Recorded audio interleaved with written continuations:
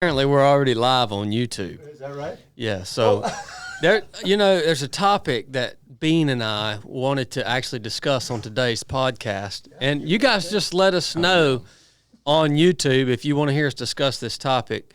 It is how to show intimacy to your wife as a man, as a husband. Right? It's an important thing to discuss, and me and Bean, we love our wives, and we're really passionate about the topic, but cornbread and chili are so uncomfortable about discussing this important topic that they said they will get up and leave the studio if we introduce the topic.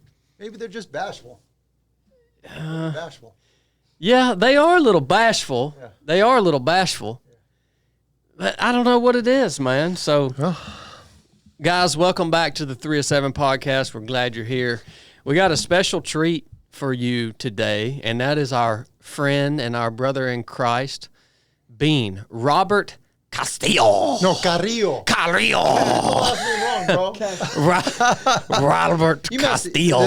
That's hard to believe. The tech guy messed up the last time. He said it was Castillo. I said, there ain't no Castillos, man, in my life. It's Carrillo. It's hard to believe. You got to roll those R's, man. We got our good friend Bean on the podcast today. And he's going to talk to us about some stuff he's got going on and some of the good work he's been doing here in just a little bit. So, Bean, thank you for coming out again, man. And just right off the bat, before we get going into this, because today's episode we're not going to dig deep into Bean's story and his testimony because we already had the opportunity to do that. And so if you want to listen to that, if you want to know more about who Bean is, which I highly suggest you taking the time to hear his testimony because it's extremely powerful. We sat down for multiple hours. Well, how long's that been? That's probably been now a year ago, huh? I think so. Yeah. I feel like it's almost a year. Yeah, so if you want to listen to that, what I'll do is I'll find that episode and I'll link it in the show notes of this video or of the audio if you're listening to it. And it's only an audio portion. I'm pretty sure it wasn't recorded back then. It was recorded. We might have been live. Yeah, we could have been live on YouTube. Yeah, We did it on a Tuesday. It was a special day, Yeah. I remember that. So I highly suggest you guys at some point going back and listening to that because it is one of the most powerful conversations we've been able to be a part of here on 3 of 7 Project. There's something that I wanted to start the podcast off with today that I want to share with you guys, and I want you to listen up, man. I want you to listen to this. Now, I'm about to say something to you guys that's going to sound very harsh, but I think that it's something that maybe we all need to hear, including myself, all right? But it's going to sound harsh, and it might be something that you've never been taught before, or maybe no one in your life, your father or your mentor or somebody, maybe nobody ever told you this. But here's what I want to tell you right off the bat, and I'm going to explain it a little bit more. But I'm sorry, my friend, but it is your responsibility to own your own circumstances in life. That is your responsibility to own your own circumstances in life, okay? Let me tell you another thing. Let me tell you a little secret. This life is not fair. It's just not. I'm sorry. This life is not fair, and I'm sorry that you don't like that. But here's why I want you to realize that you might agree with me. You might say, yeah, you're right. This life is not fair. But let me add something to that. It's not my job to make your life more fair. It is not your government's job or anybody's job to come in and fix and change your circumstances or make things that have happened to you more fair to you. That ain't nobody's freaking job, man. Sometimes crap that happens, it ain't fair and it sucks. And sometimes you have circumstances in life that are completely out of your control that prevent you from doing the things that you want to do. And guess what most of y'all freaking turds do? When that happens to you, you start looking around you and you start trying to find someone, some organization, some person, some entity to blame your circumstances on. That's what you start trying to do. And let me go ahead and tell you, you're never going to get anywhere in life that way. No one is coming to save you. No one. Except maybe the people that you've built relationships with who are the closest to you. Like, hopefully those guys are coming to save you, but nobody else is freaking coming to save you. And so don't get mad when something bad happens and nobody comes in to make it fair, or nobody comes in to save your butt because you didn't prepare properly for that bad thing to happen. And let me tell you another thing. When bad circumstances happen and you're not able to go and do the things that you wanted to do or that you planned to do, when that bad circumstance comes up, usually, I'm talking about 90% of the time, there is a way around that for you there is a way that you can find, that you can navigate around that thing that happened in order to get to the place that you wanted to go. There's a way. But guess what? That way is going to be harder. You can no longer take the direct route. That way is going to be harder. It's going to take you more time. It's going to cost you more. And you know what? Most of you, you're not invested enough and you don't care enough to take that hard way. So you blame you not being able to do what it is you wanted to do on the circumstances, on the thing that prevented you from taking the most direct route from where you are to where you want to go. And you know what? You're a freaking turd, man. Flat out. Let me tell y'all a little story. Matter of fact, I'll tell y'all two stories. One story. If you go and look at my ultra sign-up results, since I mentioned that the other day on the podcast, at the very bottom, there's one race down there that says did not start, right? It's a race up in Kentucky. It was a 100-mile race. I really wanted to run it. It was a new race just coming out. I was excited about it. I entered into that race. I think it cost me about $400 something bucks because I signed up a little late. It cost me a lot of money, right? I trained up for it with what time I had, and I really wanted to go run this race. It got down to the day that I was supposed to leave to go run the race. And guess what happened? I got sick. And I knew I wasn't healthy enough to go and run that race. And so guess what happened? My circumstances sucked, right? It sucked that I got sick right before this race. I couldn't have predicted that. It was out of my control. I didn't go run the race. Do you think that I got mad at the race director? Do you think that I expected him to in some way, shape, or form compensate me for the fact that my circumstances changed and I wasn't able to show up to run that race that I wanted to run, that I paid for?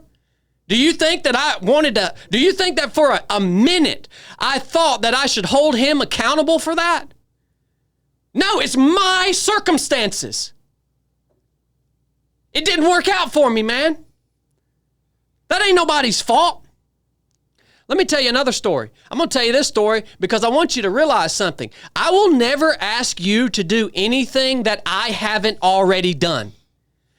Let me repeat that. I will never ask you or tell you to do anything that I haven't already done. So this year, in July, I signed up for an event a year in advance. It's next July. It's called the Yukon 1000. It's a 1,000-mile kayaking race on the Yukon River. I paid $5,000 to enter this event a year in advance. And guess what? This guy that puts this race on It's a highly sought after event, right? But he can only take so many people. And he selects people a year in advance. And if you get one of these coveted spots at this race, he expects you to pay the race fee. In other words, you're paying him to hold this spot for you, to say, there's going to be a place for you. You pay him for that, right? But guess what? Since it's a very coveted event, and since it's only able to be held with a very limited amount of people, when you enter this agreement with this individual, guess what it says when you go and pay for this event? There are no refunds. Why do you understand that? Do you understand what I'm saying? It says there are no refunds. And so I decided to take the risk. Do you think I know what my life is going to be like a year from now? I have no idea what my life is going to look like next June. But I chose this challenge, and I have committed to it, and I have paid $5,000 not to go to a course where I can expect someone to help develop me and help me grow and help me learn things. No, I paid $5,000 to go do something to simply make myself suffer, to simply practice the things that I already know. That's it. Now, between now and next July, if I wind up like Job and I'm sitting in a heap of dirt, scratching myself with pot shards and clothed in freaking burlap and putting ash on my head because a tornado came through and wiped my whole house out, and because my whole family died, and because somebody had to cut my legs off, and come next July, that's my situation in life. You know what? When I can't go and do that race that I paid $5,000 for, do you think I'm going to call that man who puts that event on and say, hey man, you need to fix this for me? I can't get there. I mean, I ain't got no legs, man. A tornado blew my house down. I can't get there. You need to help me fix this. That ain't the way I live my life, man. Because my circumstances are on me.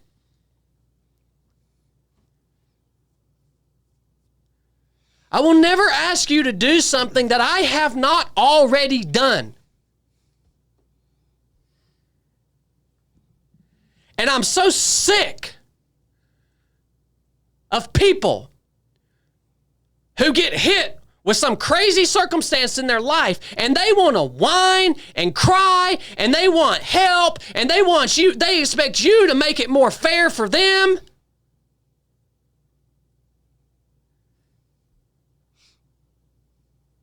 Shut up. Fix yourself, man. And take ownership of whatever the crap it is you're experiencing or you have experienced in life.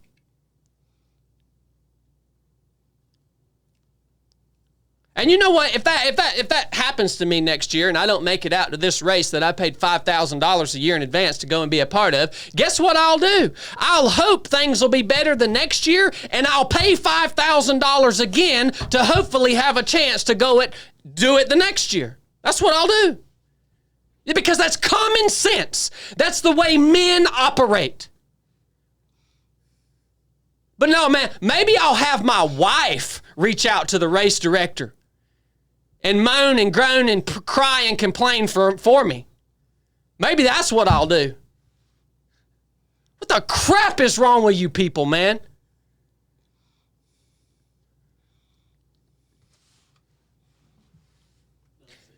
Ain't nobody coming to save you, and ain't nobody fixing whatever the crap it is you got going on. That's your responsibility. And I'm sorry if life sucks for you. And I'm sorry if there was no way, and I'm sorry if you didn't want to work hard enough to find a way to get to where you were trying to get to. Ain't my problem, ain't the government's problem, ain't nobody's problem but yours.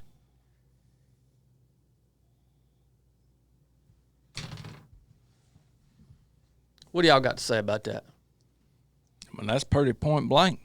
I mean, I don't see why anybody would disagree with that unless they just a little, you know what? I mean, seriously. You know? What do you got to say, Chili? Nothing. What do you got to say, Bean? No returns, no reserves, no regrets.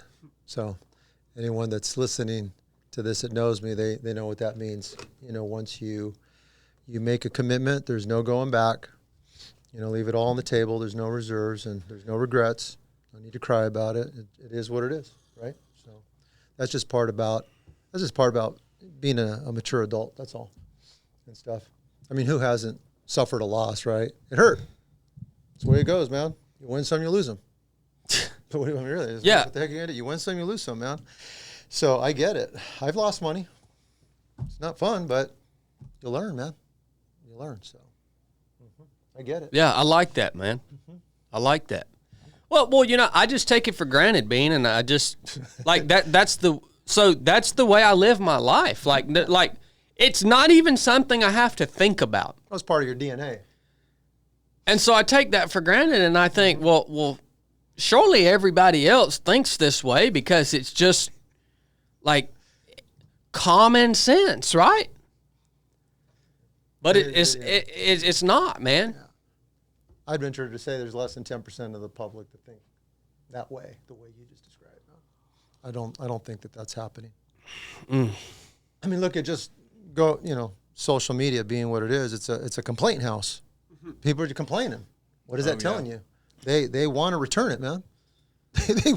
they want something back that they've lost, right? I ain't got time for that foolishness, man. I gotta stay on the positive. No, man. You know, and on that, it is very interesting to me how bold people are on social media and email. Like no kidding, man. Almost on a weekly basis, I will see people saying things about me or about our organization that I am literally 150% sure that they would not even dare to utter in person. Like, and you know how I know this, man? Because I've seen people on social media talking crap about me, and a very small percentage of these people, I know them. And these are guys that I knew for a long time. And I saw them every day for a long time. And they never said a word to me. Never said a word. And then all of a sudden, they come out of nowhere with this emboldened agenda. And it's like, hey, bud, I saw you every day for 10 years. And you didn't do nothing. You want nothing but friendly to me. Like, I thought we were buddies. He didn't want you to pop him in the head. Like, what the crap, man? You can't get popped on the head using your Facebook. You can't get popped in the head. It's insanity, man. Forehead. In the forehead, yeah. But you know, there's something else that plays into that. So those particular people, they might have actually not used to have hated me. And they didn't really start to hate me until they started to see I was doing a lot better than they are. A lot better. And man, they started to hate me then.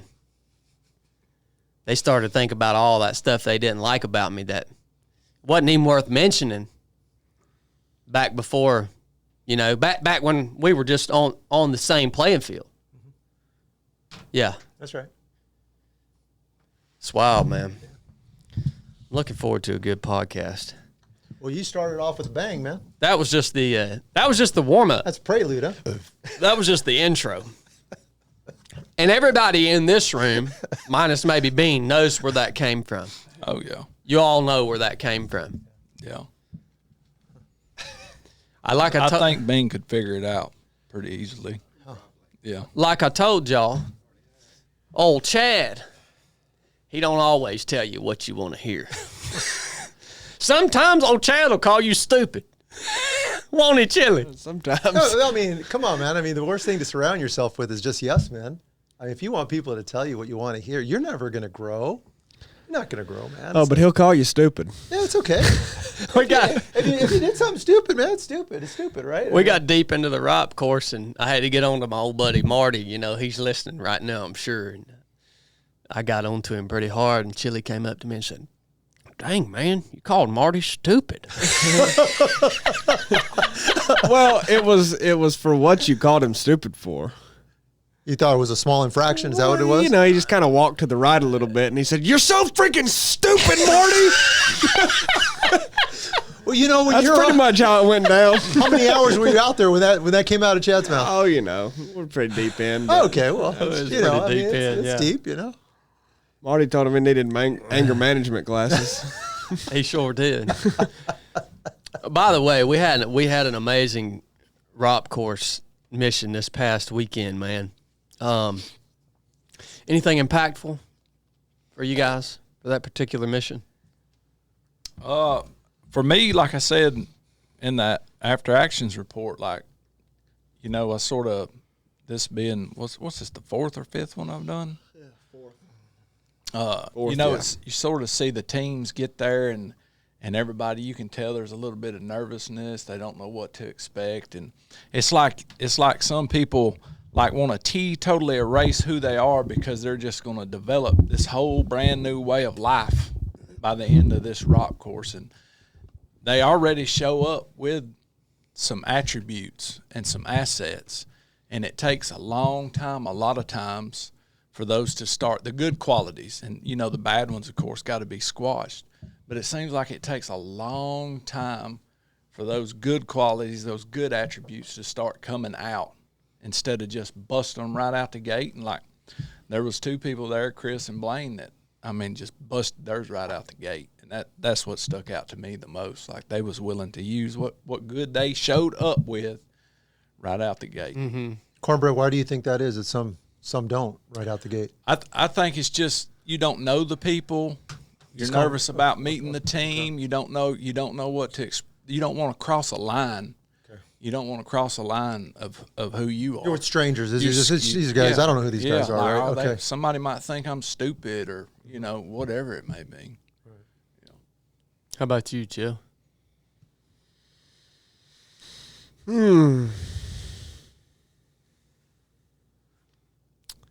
This course, I think it was interesting that it didn't take as long for them to develop into I wouldn't say a team as usual, because it did take a while to really start functioning well as a team. Took a really long time, really, especially after until it really solidified was deep into the night. Yeah. But I don't think it took this team a very long time to, I guess, care about each other. Like, that's what I tried to articulate, is this was a very, very selfless group, probably more so than usual. Yeah. I felt like. I agree, yeah. I mean, they've all been great teams and very selfless, but it just really struck me on this one. I don't really know why. That's just what I noticed. And it was interesting how quick that seemed to be. They seemed to be taking care of each other. Yeah. I saw that real early on when I saw we had one team member quit on this Rite course, but his feet were pretty jacked up early. He must have had soft feet. He'd never walked up a hill. Oh, wow. So his feet were soft. But, like, I saw early on his teammates, like, propping him up, fixing his nasty feet for him. Yeah. Like, early on. Real quick, yeah. Real quick. What does that mean, fixing his feet for him? What do you mean? Like, taking his boots off, really? Okay. drying his feet up, getting bandaging on his blisters and stuff like that. So, yeah, that happened early on. And then carrying each other's guys who needed their packs carried or whatever, that all started happening real early. Yeah. Yeah. Is early like under 12 hours? Yeah. Oh, yeah. The first 4 hours, yeah. Oh, wow, okay. Yeah, that was pretty good. And You know, your team being your rock course team was rock course team 1, right? That's right. First team to ever do Bean it. was the first team to ever go through, and you guys are still to this day the only team that has finished the rite of passage with 0 quitters. Is that not crazy, man? I think that's crazy. Yeah, I no, mean, it's crazy. It's crazy. What do you think when you hear that? Obviously, I'm proud of it. I'm proud of our team, because I know, like, I'm thinking of Aaron right now. I think Aaron weighs over 300 pounds, man, at the time or something. I mean, he's up there, right? He's pushing it. And he's back then he was heavier, and I've never seen a guy suffer to cover ground for 24 hours like I saw Aaron. I mean, so when he was in the front, I looked at him, shaking, quaking. I mean, that was all I needed, man. I can keep moving. That man is moving a lot of weight on his body. You know, it's incredible. he was hurting. Dude, he was hurting. I mean, you know that his mind has to override that, right? And obviously, we shared each other's burden, you know, packs and all of that. And I have good memories of our ROP. I do, you know. So we had a good team. Obviously, I'm proud of our team and all. But I definitely think it's something that people could finish. I'm not saying it's easy. It's not easy. It's hard, but you can finish. And I think teamwork is a big part of it. Yeah. Encouragement, right? Yeah. Managing your words and being a source of strength. When someone gets weak and you know you have strength, give it to them. Give them some strength, you know? Yeah. I mean, have you had people sign up for the ROP and don't show up to the ROP? Oh yeah, every class we have people who don't show up. I mean, I'm talking about they didn't show up to the start line. Yeah. Oh yeah. Every class? Yeah. Every team. There's a handful of people that don't show up. So they paid. Yeah, that's part of what my whole tirade was about in the very beginning of this episode. Yeah. Wow. Because the people that don't show up, they want to blame their circumstances. They want us to fix their circumstances for them. No, we can't. Yeah. We can't. Yeah, that happens no, every you class. can't fix their they need to make their own circumstances. Yeah. You know, it's like you go out and you fix that thing, do whatever you got to do. But there's plenty of things that I've signed up for over my life. There's no refunds, right? The policy's no refunds. I've even worked in an organization where I've taken money. There's no refunds, man. Yeah. We have to set up schedules and all this planning. And if you don't make it, you're not getting your money back. It's just the way it is. It's not because we're meanies. So we're running a business here. It's an organization. There's policies, procedures, and all of that. So, you know what I remember most about your team? 2 things. One of the things I remember most about your team is when Brooks Cobb stepped up in the wormhole. Oh yeah. You remember that, Chili? Yeah. When all them jokers, they started melting down, and who stepped up to keep the energy up, to be the voice, the encourager, the steady force? It was Brooks Cobb. In the worst hours. Yeah. Yeah. In the worst hours, like 3 a.m., you know, it was like, Brooks came through like Superman. Mm-hmm. He really did. That's when you really got to, because Brooks is a quirky dude. Like he's like when you first meet Brooks, you're like, well, I don't really know about this guy. Like he seems like a good dude, but when I saw him do that, like it gave me a whole new. Not a whole. Maybe I didn't have a perspective on who he was in the beginning, other than that he's a quirky dude. But it made me realize, okay, this dude's legit. Like he cares. Oh, he cares. He cares. Oh man, Brooks has a heart of gold, man. I mean, he was my crew chief, man, from a 100-mile race last year. I mean, Brooks has a heart of gold, man. His heart is there with you. Yeah. Right. He wants you to do well. He wants you to finish. Right. Yeah. No, it's good. You want someone like that on your team. Yeah. Sure. When it gets dark and difficult, right? You got to have somebody like that. Yeah. Mm-hmm. And the second thing I remember about your team most is when you accused me of sitting down. Oh, he did. Oh, he did sit down. He did. He sat down. It's okay. Yeah. Yeah, no. And I mean, Chili reminded me of that this weekend. Yeah, he could do whatever he wants, right? I did. We talked about you this weekend. We passed the very stump that he sat down on. Did he sit on it again? No, he didn't, but he looked at it. Yeah. I still hold to my. You were talking about integrity this morning. Yeah, I know that. You had a break. In your I integrity still at that hold to my Yeah, statement that I did not sit down. Yeah. He said he leaned. It was sit. I don't care if he's leaning or not, man. The man sat his rear down up against a rest post, man. He got a piece of rest. It was wild. When the rest of us could not rest. It was It wild. was a no sit down event. There was no rest. It was You wild. couldn't take the weight off your you body. got- this dude took weight off of his body. You guys could say that all you Yeah, want. man. I mean, I did not sit down. And the whole persona, the Navy SEAL thing, the military thing, and then he leans, man, up against the wall. It's like, come on, man. But anyway, It's pretty crazy. This move on. this team this weekend, what I liked most about this mission is they got to witness what a team looks like in the complete absence of leadership. They got to feel that, like what that feels like, right? Like, oh wow, the wheels are falling off. Like, how are we going to get through this? And it caught up to them in the wormhole. So those, 12, 1, 2 in the morning, and they got to feel what that feels like. And you could tell it was freaking them out.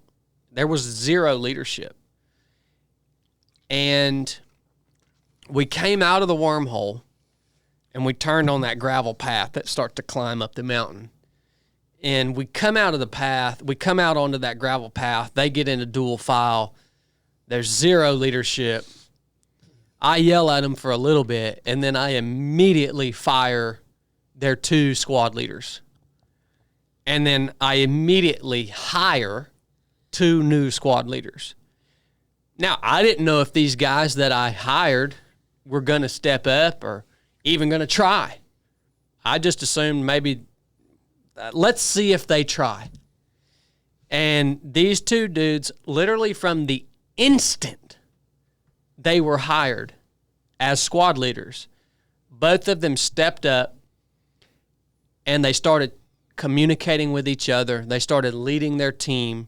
They started encouraging their team. They started fixing things. I mean, from the instant they were hired.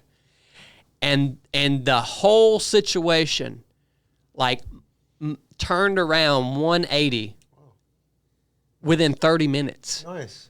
Within 30 minutes. And that was my favorite part, is knowing that they got to experience what it feels like with zero leadership, and then getting to experience what it feels like when you have leaders who are not perfect, but who are just making an effort to do their job. Yeah. And to come up with things that work. And if the thing they came up with isn't working, well, then let's come up with something else and let's try something else. Like, and those guys did that for those 2 guys that I hired as squad leaders. They did that for the rest of the mission. And that's when it became a team, right? That's when it became a team. Like Chili said, they were selfless. They were serving each other. They were doing all that stuff, but it didn't become a team until they had some people who were willing to at least step up and try to lead. You know what's so good about that story that you're saying? It's so applicable to life. Like, you're saying it's after midnight, it's gotten depressing, it's bad, you have some leadership replaced, but then that in about 30 minutes, the whole spiritual feel of the environment is changing for the better. That is so important, man, in life when life sucks. When there's no other way to describe it, my life sucks. That in a short period of time, it could change for the better, right? So that's encouraging. Yeah. Because you don't have to stay in the tank. You don't have to stay down, right? So that's good, man. Yeah, and teams that have good leadership off the bat, they don't get to experience that. Yeah. Like, they don't get to feel what it feels like to have no idea what's going on and where this thing's going. Yeah. Like, Full of vulnerability. yeah, Naked. It's so vulnerability. good. Yeah. It's so good, man, to be. It is a good experience for your growth to be in an environment where there's an absence of leadership, or where there is a really poor leader, someone who's doing a terrible job. Now, you guys might hate that while you're there, Yeah. right? But it's a wonderful, wonderful thing that's going to produce growth in your life, is if you get to experience that. If all you've ever served under is good leadership, you're going to miss out on a lot of lessons. And it's going to be really difficult to commiserate with other people who are dealing with poor leadership. And so that was my favorite part of the mission, man. It was an unbelievable turnaround. And the rite of passage is not a leadership course. You know, we didn't design that course to perfect you as a leader, but we just want to see people trying. Like it's a place that you can come and experiment with that aspect of your growth, because the expectations aren't high. It's just we want to see you try, because why not try? We're out here training. Why not try to lead? You're going to learn something through trying. And so it's not a leadership course, but there's still got to be somebody trying. Announcements for this week. Speaking of leadership courses, if you want to join us on a mission that's more leadership driven and where there are more opportunities to lead and be led, and if you want to be critiqued as a leader and be in the spotlight as a leader and figure out where your strengths and weaknesses are, the Proving Grounds, I think, is the best place for that. All right? We're very strict on leaders at the Proving Grounds. We critique them, we fire them, we change them, we help guide them. There are big expectations. So if that's you, the Proving Grounds, if you're really searching for leadership skills, the Proving Grounds, I think, is the best thing that we do for you to be able to grow in that specific way. All right? There are some spots open at the Proving Grounds right now. That'll be coming up in, what, February, guys? Yeah, February. February. It's on the website. If you want to get in on the Proving Grounds mission, you can go now and apply at the website 3of7project.com. And, yeah, it's a small group. Don't miss out on that opportunity if you want to grow. And, you know, it does amaze me. I mean, the Proving Grounds is an inexpensive course. It's expensive to come out and do that training because there's so much that goes into it. We have to plus up cadre. We have to provide lodging, food. It's all inclusive, right? So what you pay for the fee, as long as you get there, everything else is there for you. So it's expensive to put it on.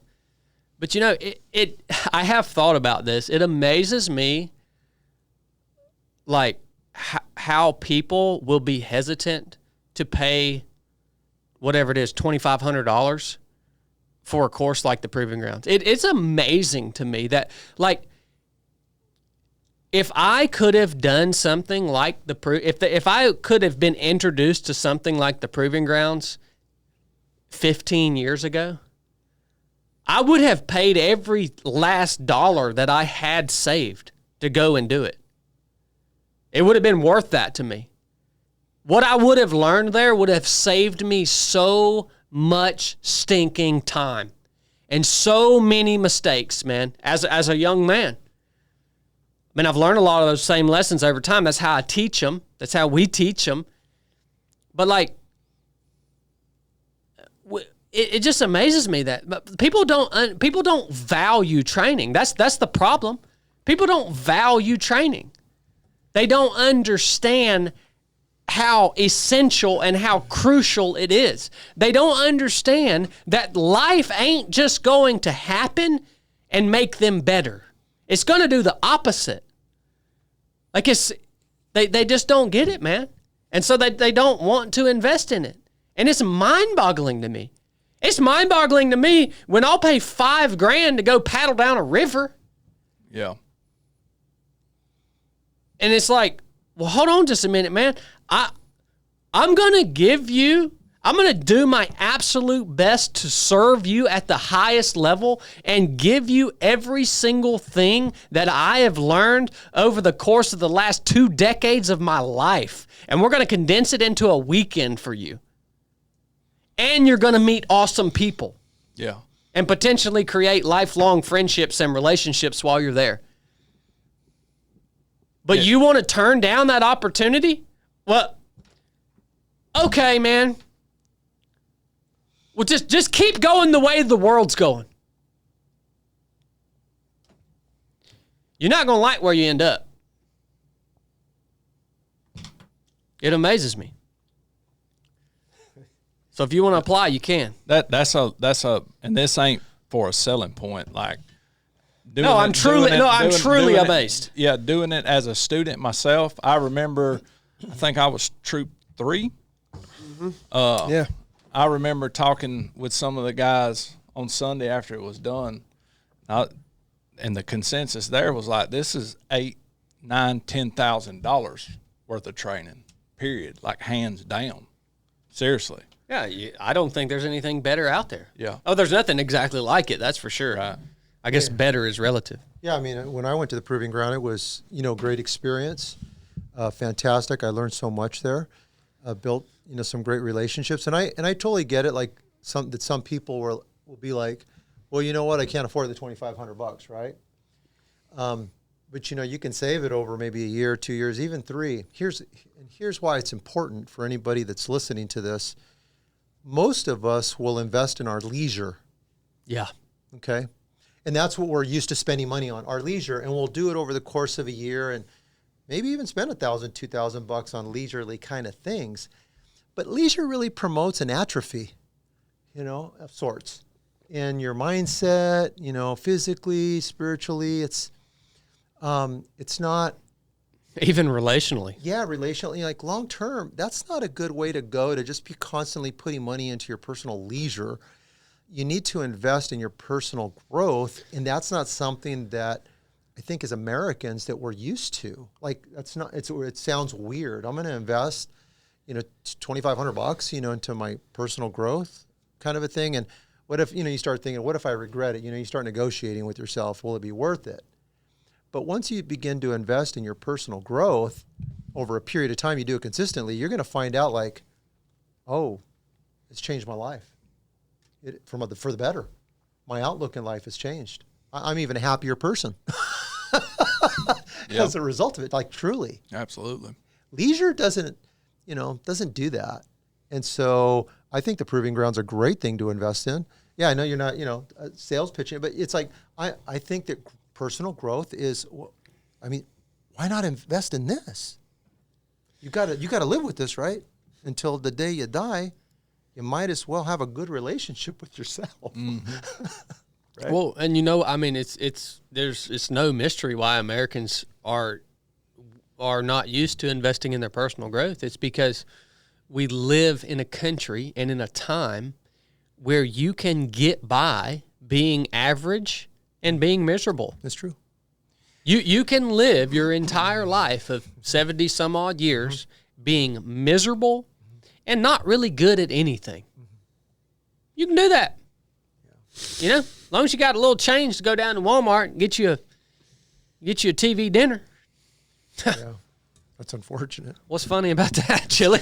You're just funny, man. It's the truth, man. Yeah, it's true. Doesn't mean it ain't true. It's just funny.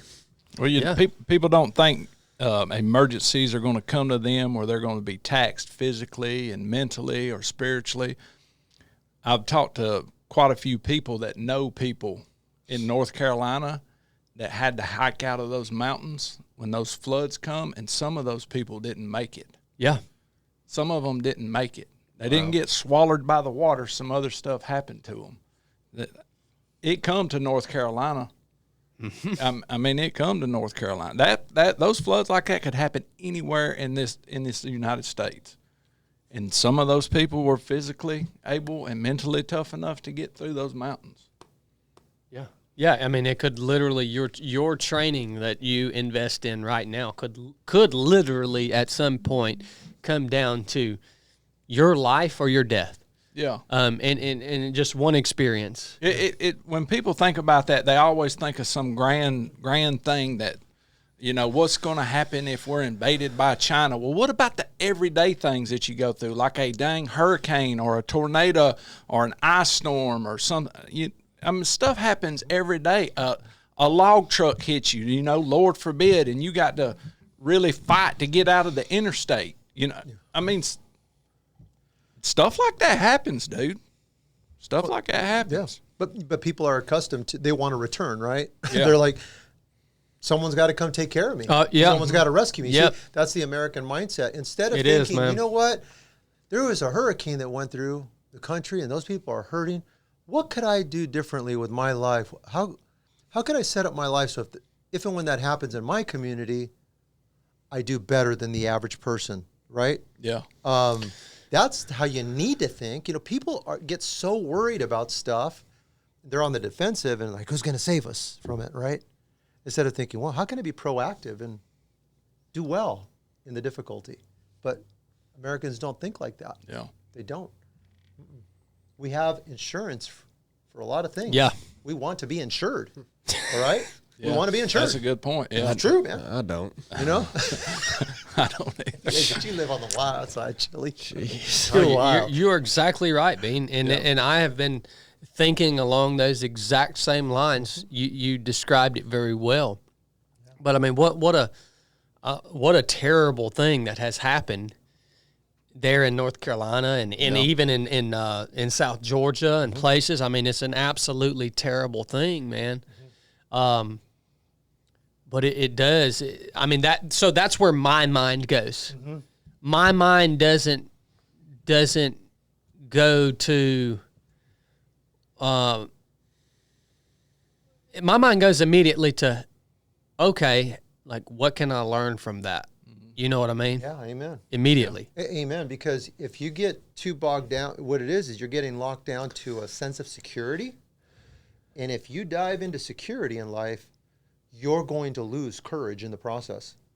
You will lose faith. You'll lose risk. We got to raise children, right? And a lot of parents, they want to protect their kid. They want them to be secure. They don't want no one to hurt the kid. But when that kid grows up into the world, you tell me, do you want the kid to be secure or do you want them to end up being a brave adult? Yeah. Which one do you want? If you coddle this kid and you're just focused on security, you will have a coward for a child. Yeah. And then you take that into adulthood and you want security, right? I mean, just save me. Yeah. You're the life insurance policy kind of person. And I'm not saying there's not a place for insurance. I'm just using it as an analogy. We're in a bad way right now in our country with that line of thinking. That is not, I mean, we're hurting for men. It's brave men. It took me about 16 or 17 years of having children to learn I got to quit being afraid to let them fail. That's right. It took me that long. Yeah. But and when I finally did, it helped me too. Like I can't be afraid to fail right in front of them. Mm-hmm. It took a long time for me to learn that. I'm glad you said that. Yep. That's all good stuff, man. The only other announcement I have is we do have our Patreon giveaway. When's that going down? October 16? Don't ask me. 16, Blake? That's a Blake question. October 16th. Patreon giveaway. What are you giving away?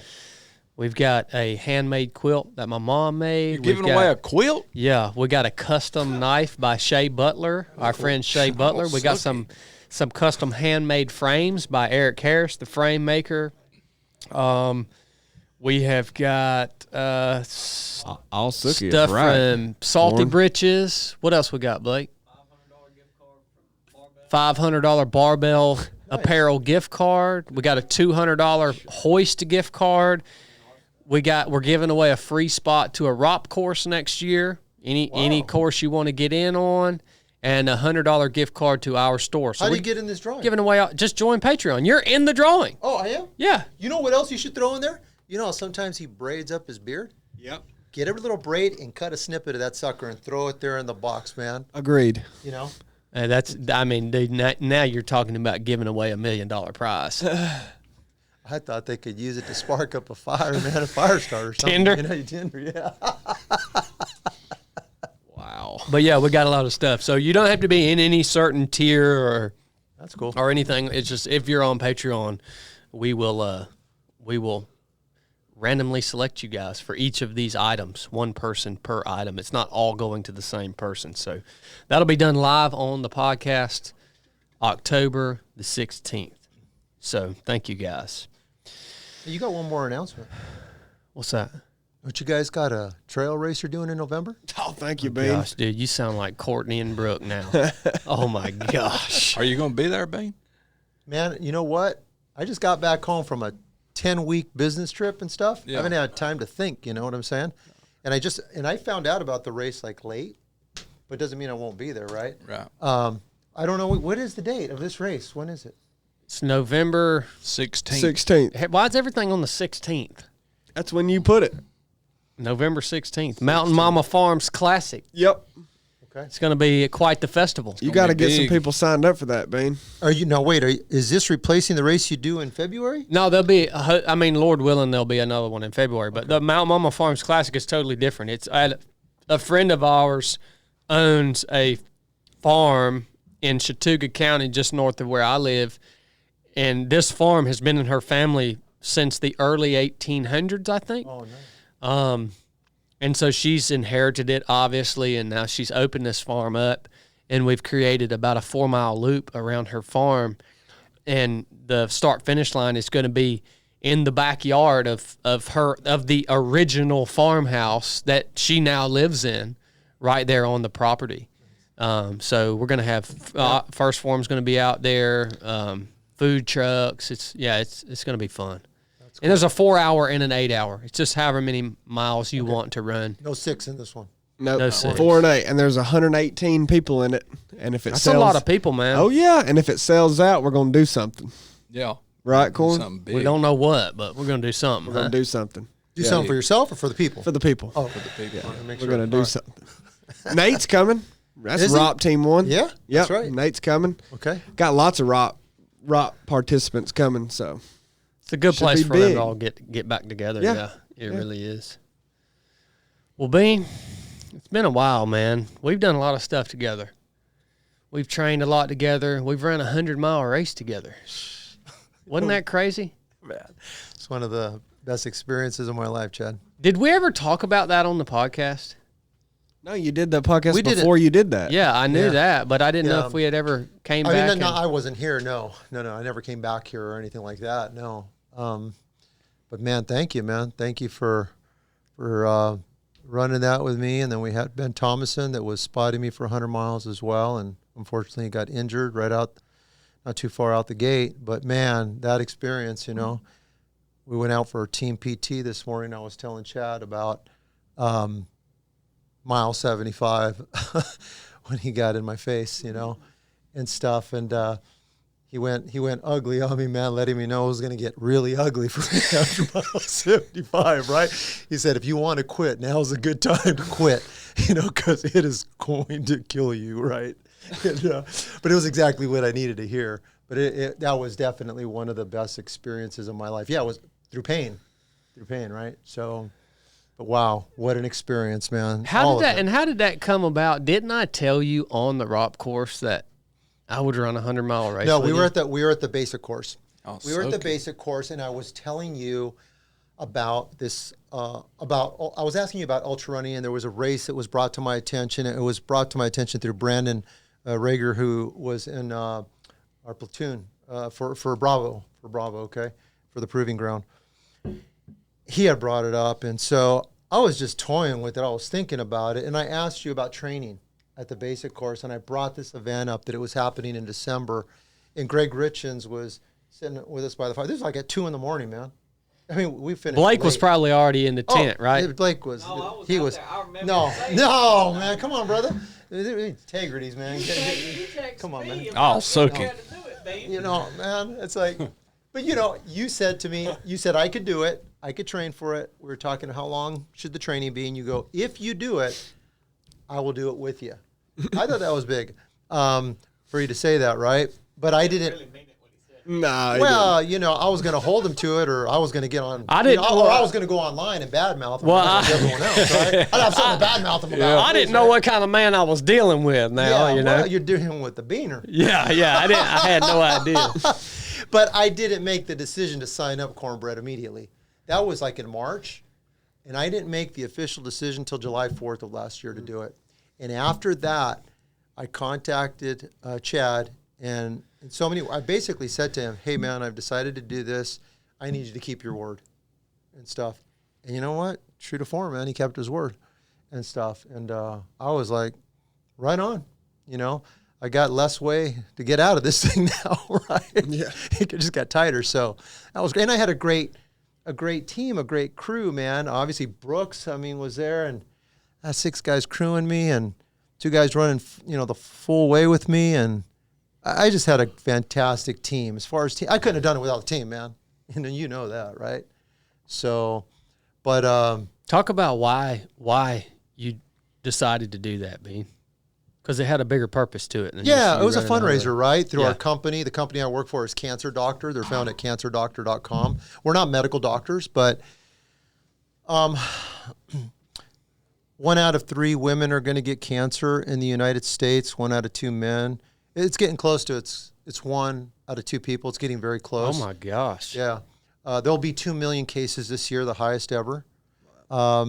And whether you like it or not, there are cancer registries worldwide, around the world. When you're diagnosed, your name is going in a system, okay? And ever since the COVID shot, came out, those registries for the 3-year period of time have more names in it than in any other time before, after the shot. No kidding, man. So there's something there, obviously, right? They say in science, correlation is not causation. They're very apt to say that, but nonetheless, it's like, well, it's something very suspicious here that's taking place, right? But when you're talking about getting close to 1 to 2 people in their lifetime getting cancer, and the standard of care is chemotherapy, radiation, and surgeries and all, and the fact that if you're diagnosed with cancer, it's almost 50% of the public will file for bankruptcy. The financial load of cancer is huge, even if they have medical insurance, because it's not going to pay for everything. So it's a shock. It's an eye-opener, right, of suffering. So in any event, we connect patients with physicians that are providing integrative care, alternative care. It's not conventional care. These are healthcare providers that are looking to address a human being from head to toe. That even includes psychologically, emotionally, spiritually, along with the biological side, right, of the disease and all. And in any event, we decided to do a fundraiser in an attempt to raise $100,000 to give all the money away to one randomly selected patient that wants integrative care. And so that was the why for the 100-mile race that we did last year. And you guys were generous enough to have me come on and to talk about it. And I think it accounted for like a third of the giving on the fundraiser. It was all, tax deductible donations and all, but it changed somebody's life. It changed somebody's life, and we got a chance to minister to that individual in the name of Jesus, along with giving them good quality of care. It's important, man. It's important to help a person when they enter into a crisis, man. There's too many people in the United States that enter a crisis and they suffer alone. And when you have a health crisis, you should never suffer alone. It should never happen. And you need a team during that time to lift your spirits and help you get out of that funk, right? That's bound to come. So that's why we're here again. Right? What is this specifically? How does this money that you're able to raise and then select a patient and bless this person with this generous gift, and generous meaning from everybody who decided to contribute? Yeah. Like, how specifically does it help them? So first of all, medical insurance doesn't pay for integrative or alternative care. That's the first thing you need to know. The question that comes up is why? Well, here's why. There are cancer guidelines that oncologists need to follow, all right? That radiologists, oncologists that are treating these cancer patients, they are bound by these guidelines that are updated every 3 months. And whatever's in that guideline, that's what medical insurance is going to pay for. It doesn't matter that there's something that you could do for the patient outside of those guidelines that would help them, whether it's to alleviate their suffering or where there's evidence of, oh, wow, it actually kills cancer cells. If it's not in those guidelines, medical insurance isn't paying for it. Doesn't matter what you think or how you feel about the matter. At that point in time, if you wanted to do these other treatments or therapies, you'd have to pay out of your own pocket. Okay? And here's the reality. What's in that book is full dose chemotherapy, full dose radiations, surgeries. Those are the big three. Once you get outside of that, you're now in the world of either integrative care, which means you're combining one of those three in a different way with natural substances, as an example. That would be integrative, taking the best of both worlds, the holistic world and the conventional world. And there's the alternative physicians that they only use 100% natural type substances, right, for the cancer patient. In medical terminology, this is known as CAM often. CAM, it's an acronym that stands for Complementary Alternative Medicine, that is being used in conjunction with, let's say, the standard of care. Okay? So those patients, those bills can run up in tens of thousands of dollars. I've met patients over the years, and I've been working with cancer patients now for 10 years, that mortgage a house to pay for their cancer care, that sell cars, that do fundraisers. I mean, look, they're in a health crisis, right? And job number one is to alleviate suffering. Patients are more afraid of the treatment than they are of cancer. That's the reality. They're afraid of the treatment more than they are the cancer.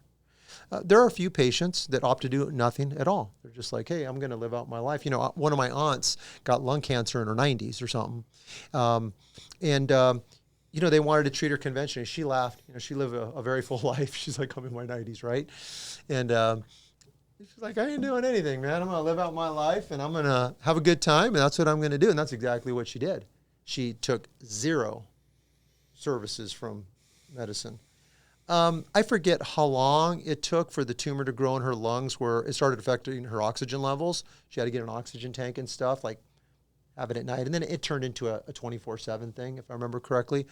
But I think she went like, I want to say over a year, it may have been a little bit more, but most of that time with the cancer diagnosis, she had still a good quality of life. Why? Because she wasn't receiving the toxins, Yeah. Because the chemotherapies are highly toxic. Most folks don't know that chemotherapy also is a carcinogen. It will cause a secondary cancer, which is why there's a lot of reoccurrences in the world of cancer. Radiation is a carcinogen, When you think of radiation, think of a nuclear bomb and radioactive fallout, right? And all the things that happen to the human body as a result of that. I remember hearing one doctor who worked in the field of radiation saying, yeah, radiation is the gift that keeps on giving, because you are changing the DNA structure of the body. It ain't going away, man. This is going to change you. So it's a very difficult thing, right, that the patient faces. But then you add the financial aspect. I got to pay for stuff that's actually maybe better or gives me some hope of better or not having to suffer as much, right? And that's the field that we work in. And so raising the money is to give that individual to pay the doctor care, right? These other forms of care. That's what we're doing. We're not handing the money straight up to the cancer patient, just so everybody knows. When we get a winner, we talk to them, get their story, obviously. We want to find out what they were looking for, what they were hoping for, all these things. And they fill out some of that information when they enter the drawing, right? But we accompany them. We will accompany them to the center. Catch a plane, let's go. We're going with them, right? And we want them to feel the love of God. We want them to feel compassion, encouraged. We want them to know that there's people that care, right? And we do it obviously in the name of Jesus Christ. That's why we do it, right? But we don't charge the patient for anything. Our company does not charge patients for anything at all. The way we make our money is through the doctors that we vet, and I personally vet facilities like in person. I'll inspect them and evaluate them, and my background is in safety in that way. So that's what we do. It's busy work. There's about 5,500 Americans that will be diagnosed with cancer every single day. Today, 5,500 will be diagnosed. Tomorrow, 5,500 will be diagnosed. It's the second leading cause of death in the United States after heart disease. Third leading cause of death in the United States is medical error. Medical error. So that could be something as you're on a prescription drug and I give you another prescription drug and I didn't know that there was a contraindication where these things fight against each other and then you drop dead. All right. Or medical errors. I'm on a surgical table and they left something inside of my body or something happened and there was an error made and you died. That is the third leading cause of death. Anybody listening to this needs to know that going into a hospital can kill you. All right. Being on prescription drugs, it can kill you. There is no prescription drug that you could ever take that doesn't have a negative side effect in the human body, period. That's just established reality. All right. Between those three, we lose 1.5 million Americans every year. Heart disease, it's over 600,000. Cancer, it's over 600,000. Medical malpractice, it's about 250,000. But it's right there. It's 1.5 million. All right. So when people get all crazy about certain things like maybe COVID, for example, and all of that, when that thing came up and everybody got excited, I wasn't excited because we kill more people with heart disease, which is totally reversible, cancers, which much of it is preventable, and the medical malpractice. I mean, that's where the attention should go as far as I'm concerned. We have established we lose 1.5 billion people every year to that. That's where the energy should go, all right? Not to something like, COVID per se. Not to say that you shouldn't address COVID. That's not my argument here. My argument is where we put the attention and when the bright lights and we start screaming, right, that we need to do something. That bothers me, especially when I know that there's 250,000 Americans that die from medical error. That's just troublesome. That's all. Right? So you're able to raise this money, and because of the organization you work for, you're able to find a person who's going to benefit from this. You're then not only able to give them the money, but you're able to walk with them through the process and help them learn how to best use this resource. Absolutely. In their specific case. Absolutely. Yeah. I mean, we'll set them up with consultation with the doctor, at no cost, that they could speak to that's going to have a different perspective on it, right, about how to approach it. We can obviously speak to them as someone that has spoken with hundreds of patients, right, that are entering into the integrative or alternative healthcare space, as we call it, about different experiences that other people have had as well. We can educate them about how they need to manage their family members or friends that come against them and say, I ain't going to do this. We don't want you to do this, right? We want you just to go get your chemo and just do this. Yeah, speaking of our alternative care options. Yeah. They don't want them to do alternative care. They think it's crazy or it's whacked out, right? And to that point, I'll just say the following. There are definitely healthcare providers in the alternative world that I wouldn't send my dog to. So I'm not here to say that they're all great. No, absolutely not. Like anything else in life, you need to qualify it, okay? But just so you know, your conventional doctor, they're not made of gold either, okay? There's a lot that goes on in that field it's not good for you, right? So we will provide that education to them. And all of that's provided to them at no cost. I mean, we just do that. It's just part of what we do, who we are as an organization, a cancer doctor. So I like what I do. I mean, it's really ministry work because they have a health crisis, right? They're afraid to die, right? I mean, it's like they don't want to die. And when I speak with a patient, I generally have two questions for them, really quick in the conversation. Number one is, do you think that God is preparing you to take you? Do you believe that God is preparing to take you into his heavenly places? Or do you believe you still have more race to run? And based upon the response to that question, that will determine how we are going to manage the case with this individual, right? But it's a very important question to ask, okay? And I would say that most people, 9 out of 10 are saying, I still got more race to run. Yesterday I had a conversation with a spouse about a patient that I had met a few years ago, and I had heard that he wasn't doing too well, and I heard he couldn't communicate anymore. He was a really great guy. His name's Bobby, and I have great memories with Bobby. And so I called his phone, and his wife answered, and I talked to her, and I asked those two questions. She's not the patient; she's the spouse, right? But she said, "No, I really believe that, he's ready. I'm ready for God to take him, to take him. That was the conversation we had. We talked for a little bit on the phone, and I prayed with her, and just while I was here, I got a text message that Bobby passed away. And my prayer was specifically yesterday that the Lord would take Bobby, take him away to the place that we all say we want to go to, right? But we try to fight to stay here often, and to take him to that place where he has other loved ones and friends that have gone before him, so that he could just start having his very best life, right? That he only dreamt about before, right? So got the message today that happened. So I'm like, it may sound weird to people that hear this, but I'm thanking God that he heard my prayer. That's how I see it, right? And that Bobby's not left in a bad situation, So it's a good guy. Good guy. So that's the work we do now. Yeah.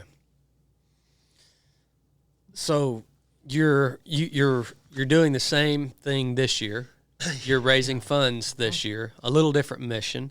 Yep. But first of all, I want to know where listeners can go if they want to donate, because so listen up, YouTube. During this podcast, this live broadcast, from now until we log off, I will match personally from my money. I am going to match $3,000. So I will match up to $3,000 in donations. All right? So if you guys will go and donate, whatever you donate, essentially call it double. All right? Up to $3,000. So that's during this live podcast. So I want Blake to put in the link where people can go and donate in the live chat and pin it to the top. He said he got it. Yeah, so anyone listening to this, there's a 501c3 that we work with called the Cancer Guide Research Foundation, and the website's kind of funky. It's cancerguide.foundation, cancerguide.foundation. The very top of the page, you're going to see $100,000 for one cancer patient. Click on there. You can make a donation of any size. Every little bit helps. You may think that $1 doesn't help. $1 helps, man. You multiply it times thousands of people, it helps. If you want to be anonymous, you could be anonymous. It's fully tax deductible. We don't get any percentage of that money at all. None of it goes to us as an organization.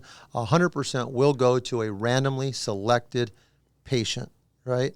Again, that's cancerguide.foundation. Our team, we've named our team the 2477 team. And yep, that's it. You got it.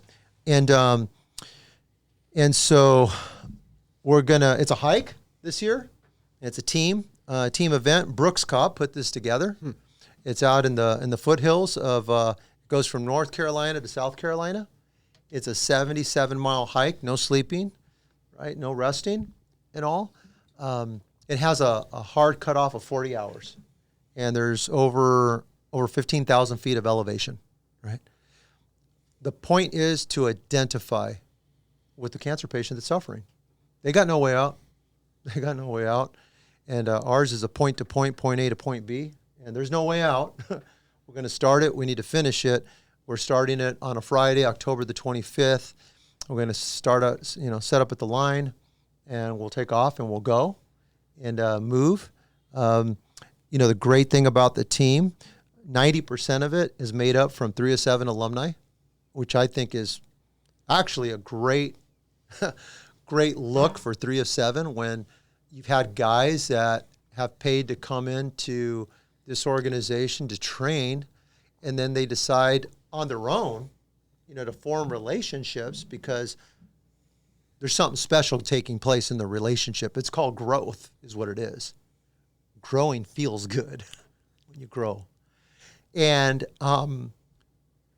they're doing it on their own, right?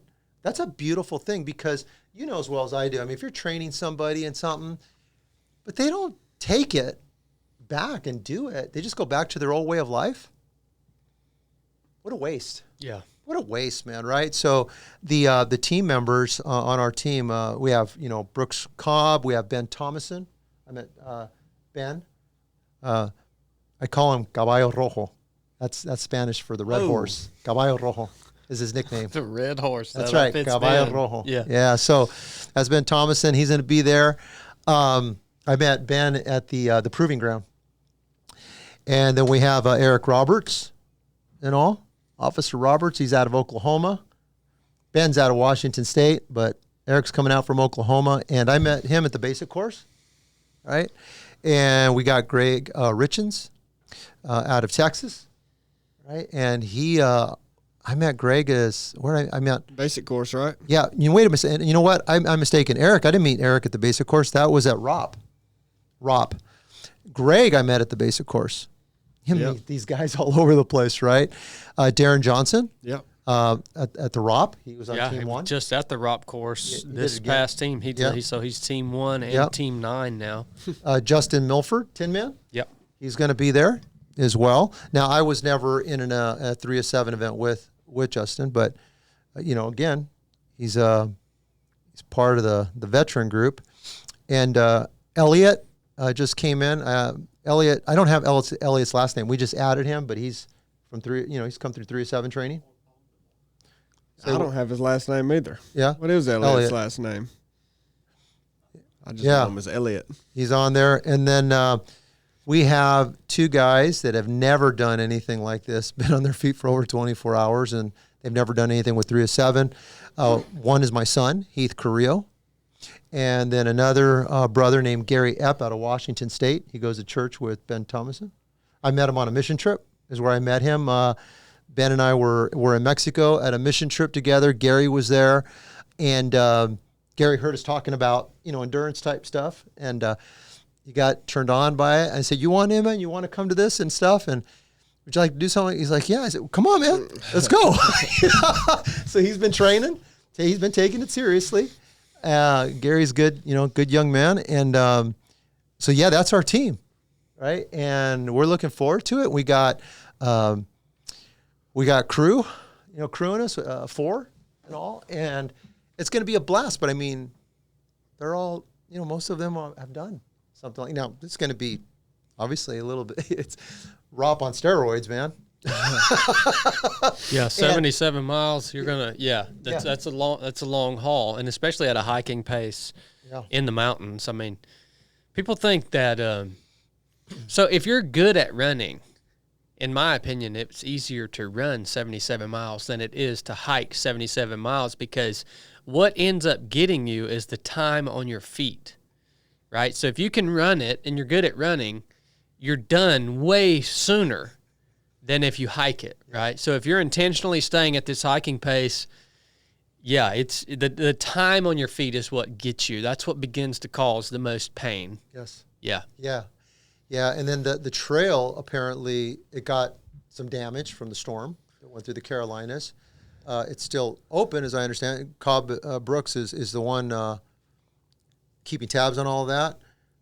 But I think, there's down trees and stuff like that, but we're still going to be able to do it. It's going to become a little bit more difficult now, right?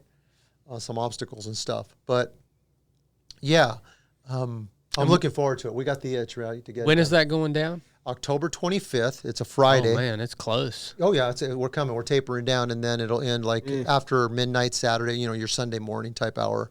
I think we have a firm start time at 10 in the morning, and a 2 a.m. Sunday on the 27th, where it's going to be finishing. And those start times and end times have to do with, there's some water crossings, where our crew has to come on a boat in some place to bring us some stuff, right? Something like that. I don't manage that part of it. We have people with different responsibilities. Best you just leave that to somebody else. Yeah, well, I'm just kidding. Yeah, I mean, my people, we swim through rivers, brother. We don't use boats, man. We just cross them, bro. We don't use boats, and we kind of phobias with the water like that, right? We stay on dry land. I don't blame you, Bean. That's it, man. That's wild. Yeah. So you've got a crew of 4. Yeah, a crew of 4 right now. So are you guys going to wear a tracker? Yeah, we have some. Yes, of question is yes. Yeah, because I want to be able to share that tracking link, and I want to be able to watch and see where you guys are at. Why don't and you how just you're come moving. out instead? You can come out with us, man.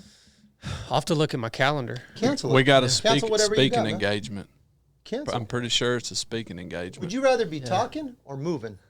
Oh, I would much rather be moving. Moving, man. Let's go. Send me chili, man. Give me chili.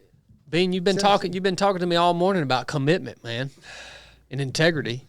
Yes, I got to show up to that speaking engagement, man. Well, why don't you go and then jump in wherever we're at? You could do both. That's a possibility. You could yeah, do that's a both. possibility. You We'll could see. do both. But nonetheless, the portion of time I'm not there, I want to be able to see where you are, where you guys are at, and how you're moving. Brooks, make sure we got a tracker, Make Brooks. sure someone has a Garmin inReach and have that URL set up to where you guys can share that and make sure it's accessible to the public. Yeah. So I got to hit the head real quick. I got to keep tabs on my Tin Man. Yeah. Yeah. If he's going to be hiking from North Carolina You know, to South Tin Carolina. Man's the king of Mount Yonah. Like, you getting somebody legit. Yeah, tell me about it. He wears Yonah out. Yeah. Tin Man's the real deal. All right. Yeah. It's good. Yeah. Yeah. Fantastic. Yeah, I've never been out in an event All with hail the Tin king. Man, but I'm looking forward That's to it. right. Yeah. Yep. The organization you was talking, I could relate to a lot of things, not personally for myself that you was talking about. So my stepdad, the man I consider my real dad, his leukemia had come back on him, and he elected to take a different type of chemotherapy that he had taken before, and it was real aggressive, like it was brand new.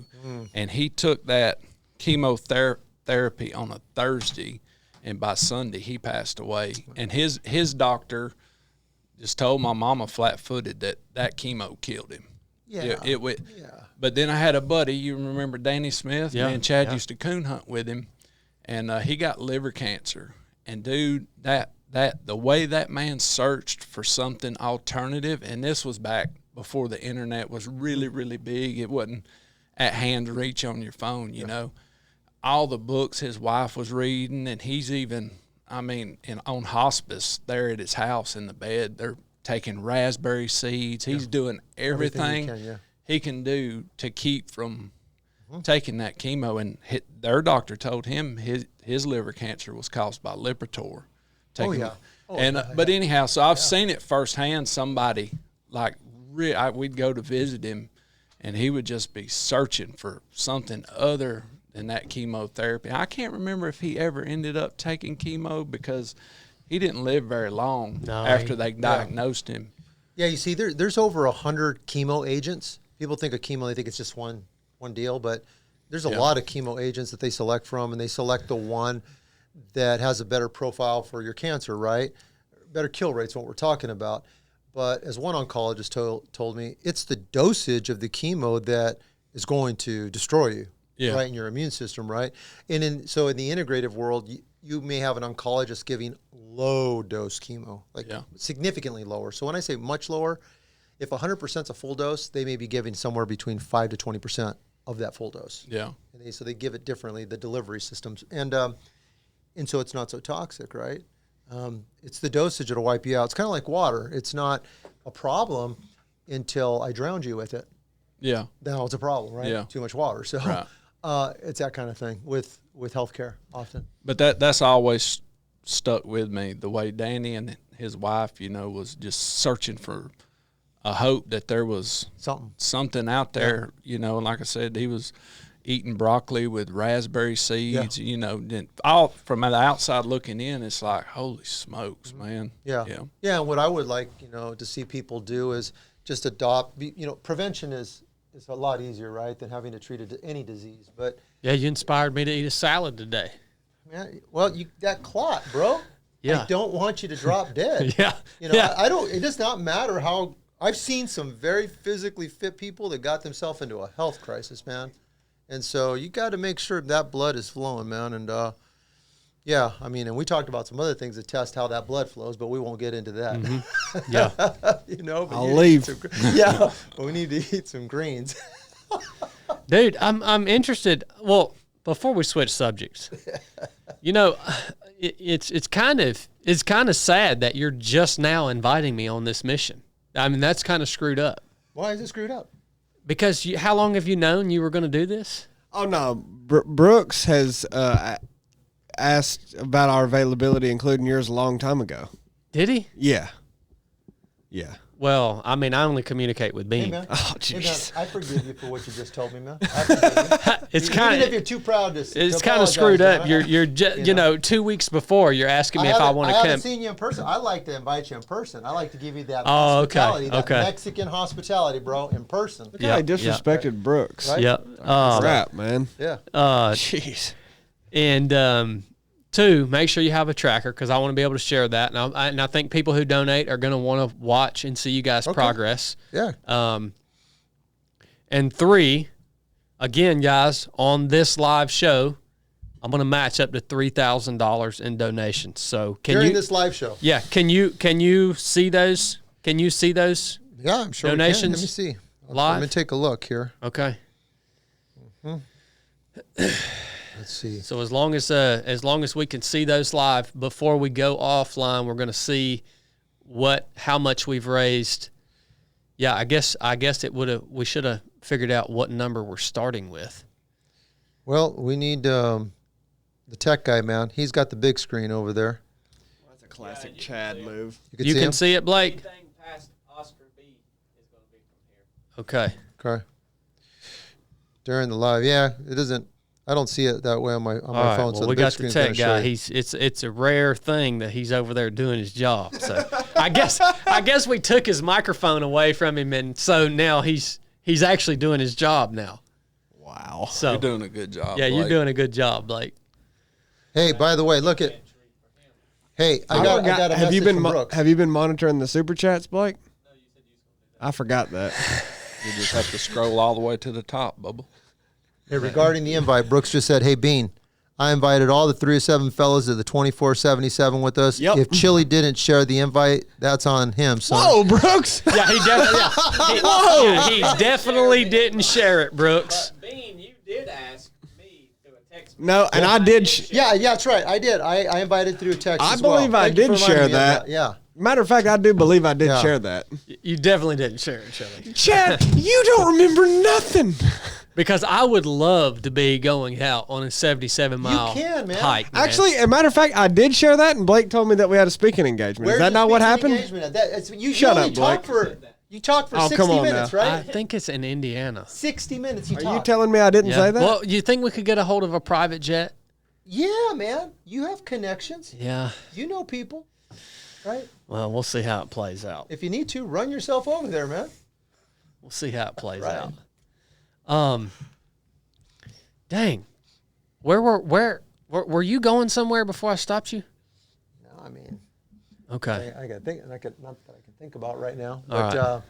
yeah, I mean, and if anyone wants to know more about our organization, go to cancerdoctor.com, and the donation site, cancerguide.foundation. Make a donation. We appreciate it, for sure. And thanks for allowing us to be here and to try to raise some more funds. Well, It's fun to be able to be a part of it, man. Yeah, it's cool. Yeah. You know what? I'm kind of feeling like Abraham. Hey, right? make sure you're talking to that mic, man. How's that? Is that better? Okay, listen. I'm starting to feel like Abraham. You know where Abraham, goes to God and he says, "Hey, I know you're going to destroy Sodom and Gomorrah, but if there's 50 righteous, will you spare it, right?" And he goes down. So I know you're going to match 3,000, but how about $3,005? $3,005? Yeah. Will you match $3,005? Yeah. What about $3,050? oh. Oof. Oof. No, I'll go 3,005. You already I won't- committed I to won't the go- 5. I See, won't go see what- 3,000. Did you see what just happened? I wanted to test your faith. Yeah, I can't go 3,050. You are a man of faith, aren't you? Yeah. Well, then what's wrong? All right, I'll go 3,050. Okay, why don't we just go an even 4,000? That's clean. Oh Yeah, man, just you like just 24,000. you just It's a made grand way slam. No, it's a grand slam, brother. It's a You grand just slam. made way Why don't too we just big go of a to an jump, even man. 4,000. It's a grand slam. An even 4,000. Boy, Bean's good at that. I'll tell you that. He is, You know? ain't he? Well, I mean, think of it. We'll see if we get there. No, we don't need to see nothing. We see we'll right see- now, man. we'll I mean, see if we get 4,000. there. Your beard will probably have the Shekinah glory if you go to 4,000. Right now, I'm committed to 3,050. Let me write that number down, by the way. 4,000. Write 4,000 down, man. Grand slam. 3,050 Come on, man. matching. Don't you want your donations. faith to grow, man? Don't you want to be a giver? That number right there is making my faith grow pretty good. Oh, come on, man. That's nothing. That's nothing. It's just a drop in the bucket, ain't it? That's just a sign up, man, at an event here. You know, Yeah. That's nothing. Come on. I mean, you talked about $5,000 that you could go train. I'm talking about $5,000 to save a life, man, to change a life. It's a big difference, man. You're right. I mean, you know what? I may even when this I may take you with me to meet the patient. Yeah. Yeah. That would be powerful. That would be powerful. I don't know how you do what you do, man. Like, I mean, I understand, like, why you do what you do, but that's a heavy burden, dude. Like, having these conversations and, like, the text you just shared with that you got and the conversations with spouses and family members and patients, it's like,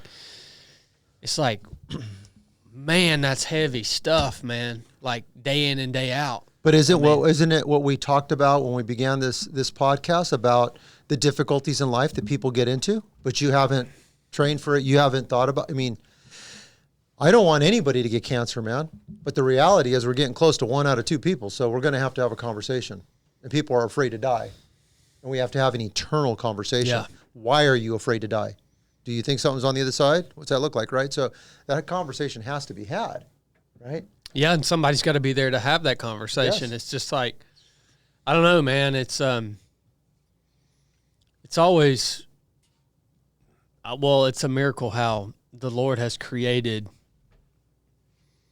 people uniquely to serve these, to be able to bear the weight of serving in these specific capacities, right? Yeah. I mean, Yeah. it's like my guy. So I have a good counselor here in town that I go and see. His name's Jeremy. And it's like, that's what this dude was created to do. Like, I went and I'm like, okay, we're going to unpack my story, Jeremy. And he's like, I just want to let you know up front, there's nothing you can say to me that's going to be too much for me to carry. That's cool. And I'm like, whoa, that's a bold statement, buddy. That's a bold statement. You want that man on your team. Yeah, man. But it's just like he was created in this, with this unique, ability to do that, Yeah. And I feel like you doing the job and serving in the capacity that you're serving, it's a unique ability, and I really, really appreciate it. No, thanks. Yeah. I think a lot of people appreciate maybe the things that I do with running and physical challenges and stuff like that. They appreciate those unique gifts and abilities way more than other unique gifts and abilities that are equally as difficult to bear, and I would say even more impactful. Yeah. And that's just our perspectives, Yeah, I mean, life gets uncomfortable, and you have to have uncomfortable conversations. Last week, I was consulting with a woman who was diagnosed. Check this out. She was diagnosed with a cancer over a year ago. It was summer of last year. All right? She's been married for over 35 years. You know what she tells me, Chili? She hasn't told her husband. For a year? Over a year. Man. She's been... What's she been doing as far as... Exactly. She's been doing all this alternative stuff on the side, quietly. She looks good. She presents good. She doesn't, because she doesn't have any of the conventional stuff going on right now, right? So she looks great. Nobody knows. None of her family. No one knows. And so there I am, the guy that's got to have a conversation with her. I when she told me, I was like, oh, no, this is totally, completely wrong, right? This has to be addressed today. Your husband deserves to know. And then I began to ask some questions to unpack it, why this is, right? And it was painful because ultimately what I found out is this mother, they have an adult child who has some disabilities. And so mom cares for this child for his entire life. I mean, that's a reality, right? Been married for over 35 years, and now you got a diagnosis. Life ain't fair. So anybody I want you to think about that. You've been taking care of a disabled child from birth, and this child is now in their 20s. You get a cancer diagnosis. There ain't no way out, man. There's no way out. This is the deck of cards you got. If you think that a ROP is hard, that ain't hard compared to what the people I work with. They're going through something that's hard, and there's no getting out. The exit is death, or you heal. That's the only way out of this thing. And healing generally means a radical change in lifestyle anyway. So that's the way it goes. So, and I have to communicate with patients about making radical changes in their life, unapologetically, and persuade them and justify my statements, why this is a better idea, kind of a thing. So there you go. But I'm sure that when you were going out in missions, when you were in the military, you guys are not thinking about, well, I could die in this, right? Kind of a thing. Although the reality is you could die in it. Yeah. But as a team, you've made up your mind. This is what we need to do. You're trained to do it, and you go in and you do it. You don't think about all that other stuff, the noise, because that's just going to distract you at the end. I can't be thinking about, I'm talking to a patient. It's like, well, I can't say that. I can't. You can't say it, man. They may be gone in a year or less. Yeah. We got to talk about it now. It's an amazing gift, man. All right. I'm gonna kick it over to Chill. See what Chill's got. Oh. What you got for us, Chill? There's been a lot going on, man. Welcome back to News Channel 307. A lot of news in the world today. I like that. That was big. Yeah. GA 307. Welcome back with our co-host Cornbread. Cornbread, you're a co-host now on the news? Yeah, I'm a part-time meteorologist. We have a meteorology update with Cornbread. What is going on with Hurricane Helen? God bless the people in North Carolina, Tennessee, South Carolina, Georgia, and Florida. That's what went on with it. That's bad business. Thank you, Cornbread. Now the state of Georgia... Bad business, son. Now the state of Georgia has been recovering from Hurricane Helen, as well as receiving aid from presidential candidate Donald Trump. Some beautiful days now. Georgia, we have lots of sunshine with light and variable clouds all across northwest Georgia. We have highs of 81 in Rome, a nice balmy 83 down in Cartersville, 82 in Cedartown, and 82 in Dalton as well. Back to you, Corn. I heard that Iran did something to Israel. Jeez. That's the weather update. Thank you, guys. Now, moving on to the hot topic of the day. Port workers have shut down. Iran vows to respond to the Iranian attacks. What say you? You mean Israel vows to Oh, yeah, respond? sorry. Yeah. Israel. Well, to the port workers, I think a lot of people's getting hyped up over some things. I read... This isn't opinion, Corn. This is the news. What? Now, hold on. The port workers, people went over there at the Sam's Club and the Costco and bought all the toilet paper. The Costco toilet paper is made in the United States. You ain't got to worry about it coming on a boat, Bubba. Chill out. Isn't it amazing how toilet paper goes first? It's like... Who are you saying? Are you saying the union workers bought the toilet paper? No, the general public. Oh. Seeing that they went on strike. That's what happened during COVID. All the toilet paper disappeared. Yeah. Do y'all remember that? Bro, we didn't know toilet paper was so valuable until COVID. That's right. I mean, everyone was like, I have to wipe my butt. I mean, I can wipe my butt I can literally wipe my butt with a handful of leaves or a wash rag. Or just your hand. Or yeah. I mean, in a lot of places in the world, people wipe their butt with their hand. Yeah. You know, like... Then they just don't wipe bite your nails after. Then they just Don't- wipe don't- their don't- hand don't on bite the your nails. ground. Well, anyways, go ahead. And then they was clogging up the gas stations. Yep. Buying the gas. Total different type of shipment deal there. Like, they ain't now gas coming through those workers that are striking. They ain't now oil coming that way.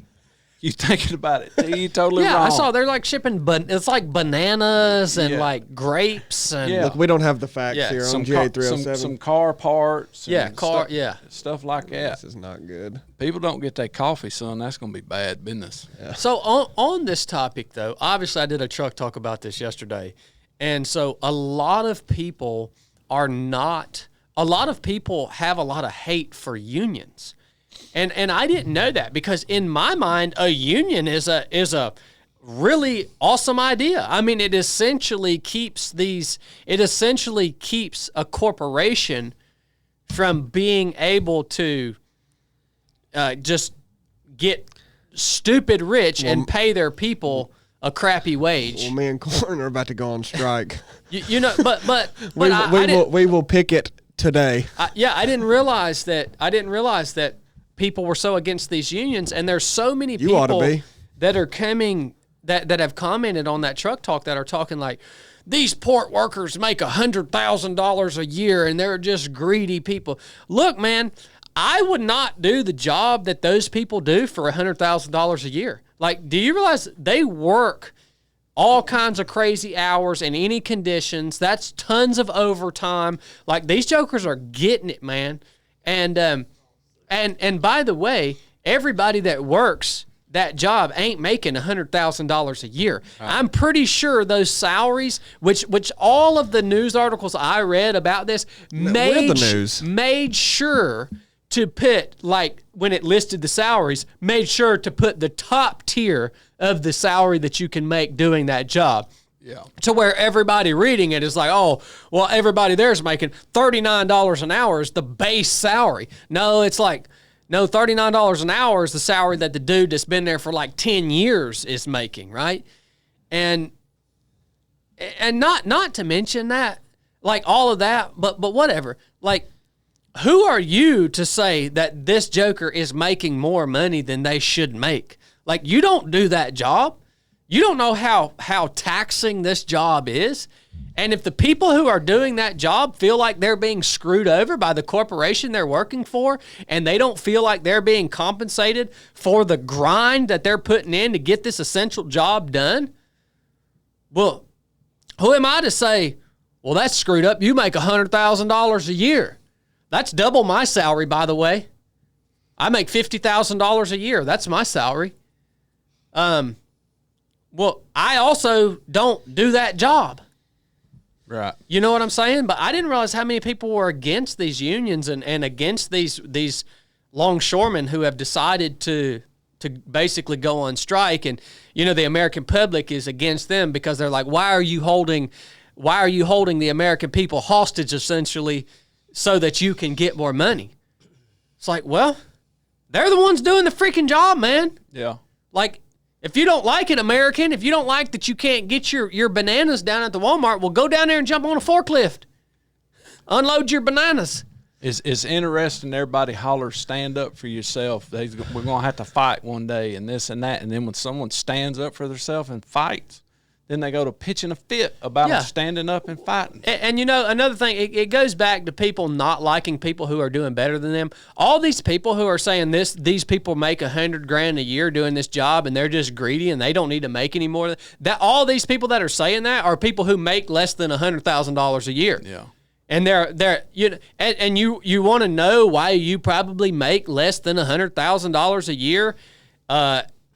Well, it could possibly be because you don't want to go over there and sit on that freaking forklift and unload them containers all daggone day in a daggone nor'easter up on the East Coast somewhere where you're freezing your butt off doing this daggone job. Yeah. Like, that's probably why you're not making that amount of money, because you don't want to do that grind, man. And that's fine. If you don't want to grind like that, that's totally fine, dude. I get it. But don't complain that the man that's grinding is making more money than you and wants more money on top of that, because he's the one grinding, man. Yeah. So I didn't realize people were so against these unions. Oh, yeah. Talk to me about this. The unions are bigger up north than they are down south. I remember when I was just getting into the working field, working at the co-ops or contracting for the electrical contractors and whatnot, you always heard the unions are a Yankee thing. Like, that's what I heard. It's a genius idea. That's a Yankee thing. That don't fly down here. You heard that? Oh yeah, for sure. Yeah. There you go. Well, are there unions in law enforcement? They are law enforcement unions, yeah. I mean, it's genius. I don't understand. Law enforcement is a great example. A police officer here, what's a police officer start at? Or when you started, Blake, what was the starting salary? Pay them union dues. $28,000 to be a police officer in beans, man. in Floyd County. Like, that is so screwed up. That's beyond screwed up, dude. Like, that's ridiculous. Like, and so that's what I've wondered. Well, when are we going to start to see, and see, again, a lot of this is because of inflation. A lot of the reason these people want more money is because their money's not going as far. And so this person who's really grinding, working hard, doing this job, and they're used to making $100,000 a year, well, 5, 6, 7 years ago, that $100,000 a year provided a really, really good life for them and their family. So it was worth the amount of work that they were putting in. Well, it's no longer worth it anymore because that $100,000 isn't allowing them to live the lifestyle that they want to live in comparison to the amount of work they're having to put in. And so this is like a repercussion of all of this money that we've been printing, all this free money that we've been giving away to other countries and that we gave away during the global sickness and all this free money. Well, isn't that what you want to do? And now the dollar's not worth anything. And so now people are getting upset and saying, no, you're going to have to pay us more. With what? Isn't that what you want to do? Print more money to pay the union workers? Because they're not making enough? Because they're demanding more? Where are they going to get the money? Well, the corporations. Those shipping companies are like at an all-time record high profits. Yep, correct. Because of the pandemic, backed everything up so much. Yeah. But do you not get that the only argument against that is the very same argument against the corporations as the haters are making against the union workers that want more money? You're saying, oh, well, these corporations, the head of these corporations is making too much. And they're saying, well, I don't want to come off of my money. It's the same argument. But you're just saying, well, no, I want to use that same argument against the whoever you want to say the bosses are that are making the most because they make more than you make. So you're using the same logic. That's all I'm saying. Everybody just wants more money. I mean, that's ultimately what it is. Well, what I think it is these people who are doing the work for the obviously the corporation is dependent on the people, and the people are dependent on the corporation. Yep. I get that, but it's them. It's the process of them negotiating what they feel is fair. Right. Right. Yep. I mean, that's what it is. Yep. So, what's your take on this, Bean? Well, I'm an American, man, so I am pro-freedom. You know, all the way. I don't understand being an American citizen and not being in love with the concept of freedom. I was just having a conversation. I don't know who it was, but it was in the last week, and something about money came up and work and making money, and about some people working too much or too little or whatever. I said, you know what? They're free to do whatever they want, man. I got no problem with some dude that wants to go crank out 80 hours of work a week because he wants a whole bunch of money. Mm-hmm. And he's got a lifestyle. Man, I tip my bandana to him, man. Do what you got to do, bro. You know, do it. And I don't dog the person that's like, I don't want a bunch of money. I want to work less, whatever, because I want this particular lifestyle or quality of life. Fine. Want to be part of a union? Fine, man. It's America. It's free, man. It's a free society. And as soon as you start complaining and griping about, well, they have too much money, shut up. This is a free society, right? I was like, this isn't a communist society, right? Where you cap out or something. If you want to buy 2 houses, go for it, man. Buy 2. You want 5 cars, do whatever you want. I'm not talking about the morality about these things. I'm just talking about freedom. So I think people should be free to do whatever they want to do. Mm-hmm. And if that union banded together and they've been talking about striking because they want more money, well, that's they can leverage it. Well, they leverage it then, right? And stuff. I certainly think, if you're not getting paid enough money here, you know, with this. Oh yeah, we're this going man. on strike. And don't let them pay you this money, okay? Don't let them pay you that kind of money. Whoa. That money is not. That's not good. Whoa. Don't let them pay you that money. All right, this is not gonna be accepted anywhere, That bro. come from Escobar's This won't compound, even be son? it. This won't. Holy This, crow. they're looking for this man in Mexico right now. Holy smoke. I'm just letting you know.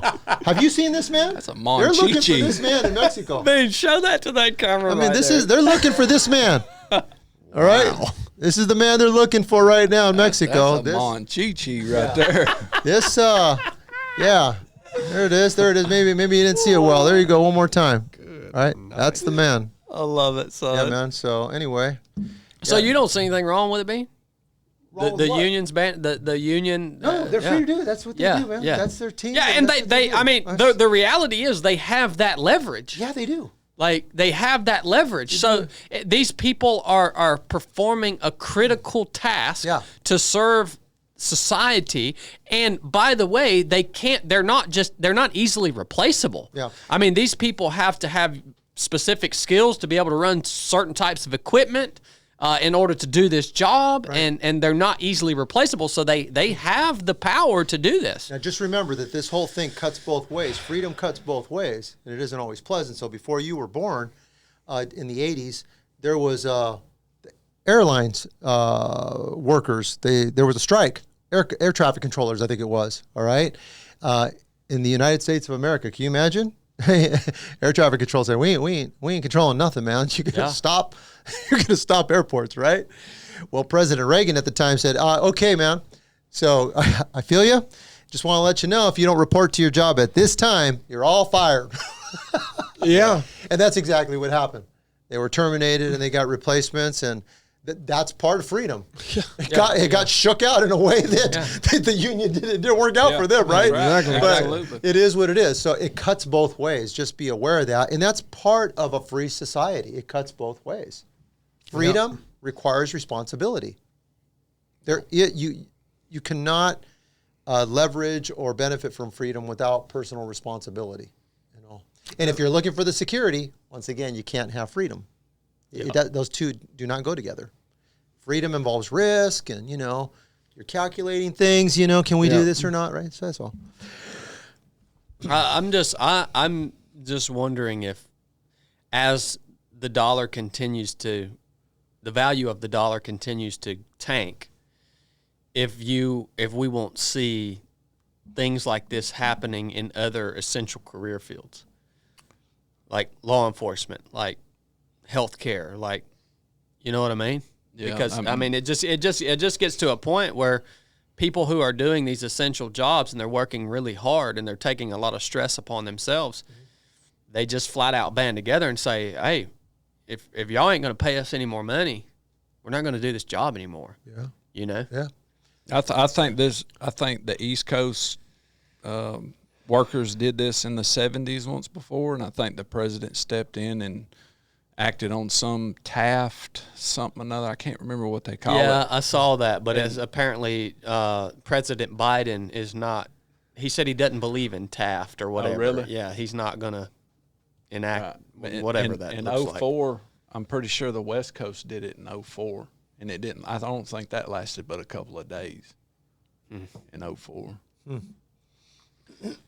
And this thing, the other thing you brought up, Chile, is the thing with Israel. Now that's brand new. Well, Israel, just got hit with a fresh set of missiles that no one knows the amount. That was yesterday, right? And Israel, just the thing that's interesting is they've officially vowed to retaliate, and they haven't yet. So it's just going to be interesting to see what that looks like. It's interesting they don't know the amount. It first started out with dozens, and then it went from dozens to 500. And the last account I heard, I think, was 180. They had done dropped it down to 180. But the other interesting thing that I heard was that I read rather, is Iran informed Russia before they did it, and that's how we found out through diplomatic relations with Mother Russia that this was coming. So we knew it was coming before Every it time even- Iran does something, we know it's Yeah, coming. yeah. Is that not like some sort of red flag. No, Yeah. They said we didn't know. I saw some guy said we didn't know. That guy, he knows. Yeah. He said we didn't know about it. Yeah. Well, that was the White House's statement, Yeah, exactly. Yeah. is we didn't know. Yeah. Like Yeah. if you were really intentionally, if you really wanted to send a ballistic missile attack against your enemy, do you think that you would leak it to the world before it actually happens? Right. Like, come on, man. Do they know what were all these missiles intercepted by the Iron Dome, or did some of them reach the ground, or what's I the think deal? so. Yeah, I heard our initial thing that I heard was that they were all intercepted, but And then some were shot down by the us. United States shot some of them down. Some with the Iron Dome and Yeah, whatnot. but it's like some of the news reporters don't want to say that they were all intercepted. They want to make out like maybe a couple made it in there. You know, they won't fully commit to saying that all were intercepted. Mother Russia.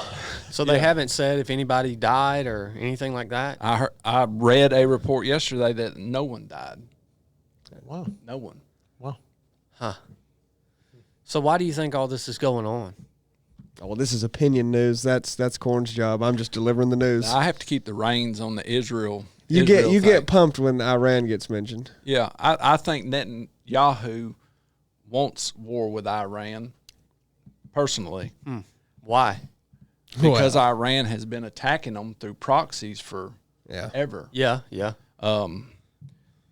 I think they got a stronghold in southern Lebanon that Iran didn't like, and they used that excuse for the retaliation of what the general that was killed for Hezbollah and Yeah. this and that. And I think they used both of those together for the Iran fights everyone over there through proxies. They fight Saudi Arabia, they fight Jordan, they fight all those people over there, every one of them through proxies. They all just need to whoop the far out of them and run them out of the country. All those people are being held hostage in their own country. How does Iran have so much power over Mother these other Russia. players? Yeah, Oh, it's really? Mother Russia. So Yeah, they're allied pretty tightly with Russia. Yeah. Yeah. Okay. Absolutely. Does Iran have nuclear weapons?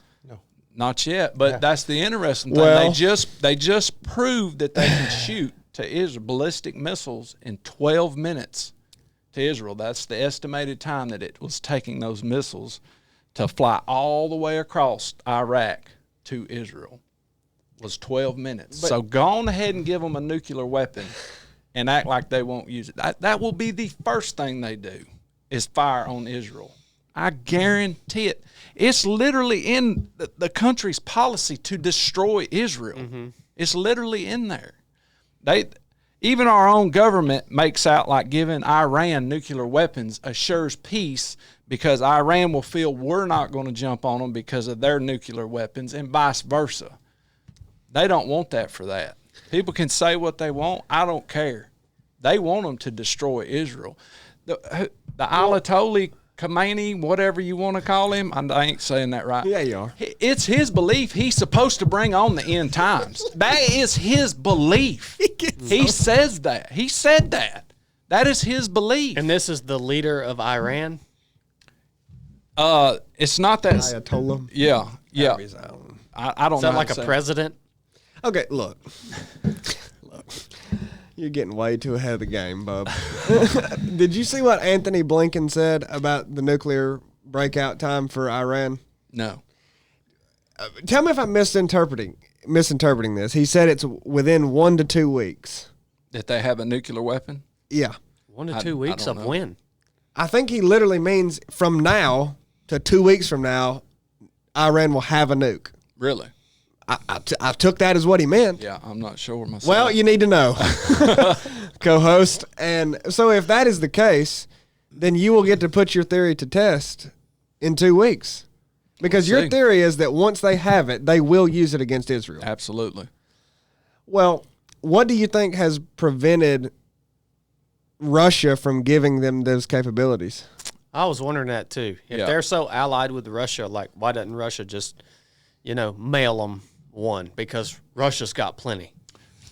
I'm not sure. I don't have an opinion on that. Well, you should I because you haven't- just went on a big tirade talking about how they're going to use it if they get, and then why they haven't got it. Well, look, They say Israel ain't got now nuclear weapons. That's what they say. They've got 30 to 40 that we gave them sitting over there right now. Who said Israel doesn't have nuclear weapons? Oh, well, you can, yeah. They're not announced as a nuclear power. Right. Really? Yeah. But they've got 30 to 40 just sitting over there that we gave them. Well, okay. Do you remember weapons of mass destruction? Yes, I do. I do. No, well, look, I'm being serious here. I mean, now you can get into, why Bush killed Saddam Hussein, but we won't do that. Weapons of mass destruction. So the whole point of getting involved was they don't, well, it was that they had them. Not that they would have them. It was that they had weapons of mass destruction, correct? Yeah. Find out they don't. Right. Do you believe that they really don't now? That Iraq doesn't? Iran, whoever. Oh, do I believe that they don't have nuclear weapons? I believe if they have them, they will use them against Israel. So because they haven't used them, you don't think they have them? I don't think they do. Yeah. I'll tell you what, man. If Jokers start dropping nukes, Yeah. that's like something, October. We're in the month of October now. We're about less than 40 days out from election day. You talk about somebody dropping a nuke. You want to shake some things up in the world. You want to distract some people from October surprise. You want to distract some people from the upcoming election. You want to cause fear and chaos. You got some jokers dropping some nukes. You think people were scared during COVID? Can you imagine the chaos that would cause? Yeah. If that happens? No way. What do you have any insight into? Do you study up or follow any of this stuff with Israel and Iran and the current war that's happening over there, or anything? I think Scripturally you want to add to it, or scripturally speaking, the nation has had its enemies since all the way dating back to biblical times, right? It's had its enemies. And outside of Scripture, it's had its enemies. But they're not the only nation in the world that's had enemies, right? Other nations have had enemies as well. So I know a lot of times we'll highlight Israel because of its historical place, right? Religiously, etc. But all nations have had enemies. What I do think is I think that God is sovereignly decided that nations are sovereign in this world. There's borders, and they're sovereign nations, and they have the right, to defend themselves as a nation, just like any nation does, actually, from anyone that attacks them. War is never pretty. There's needless suffering. But I personally take the approach, as a homeowner, if somebody lobbed a bullet at your house, and it wouldn't matter if it didn't strike your house, they shot onto your property, I think you would take that very seriously. Mm-hmm. And you would think, well, I need to respond to that. That's not right. I can only imagine, Israel's so small, it's like the size of New Jersey. It has less than 10 million people. Think of it, right? We have states over 20 million people to over 30. California's almost 40 million, right? It's a very small country. And they can defend themselves. They have the military might and wherewithal. So I don't really get concerned about it in that regard, right? I'm sure they will defend themselves. And but I don't want to see a war over there. Yeah, right? absolutely I don't want to see any innocent people die, children, the elderly, all the rest that comes with all of that sort of a thing. So it's unfortunate that it's happening, right now. But yeah, this morning I heard reports that it was 200 missiles. I don't know. One missile's too much. If it was, can you imagine just You know, in your city here, if a missile landed in your city, just one missile in your town, how you would feel as part of the citizens that live here. You would be like, well, we need to find out who did that and take care of them, right? Yeah. Unless you're a coward, unless you're just an outright coward.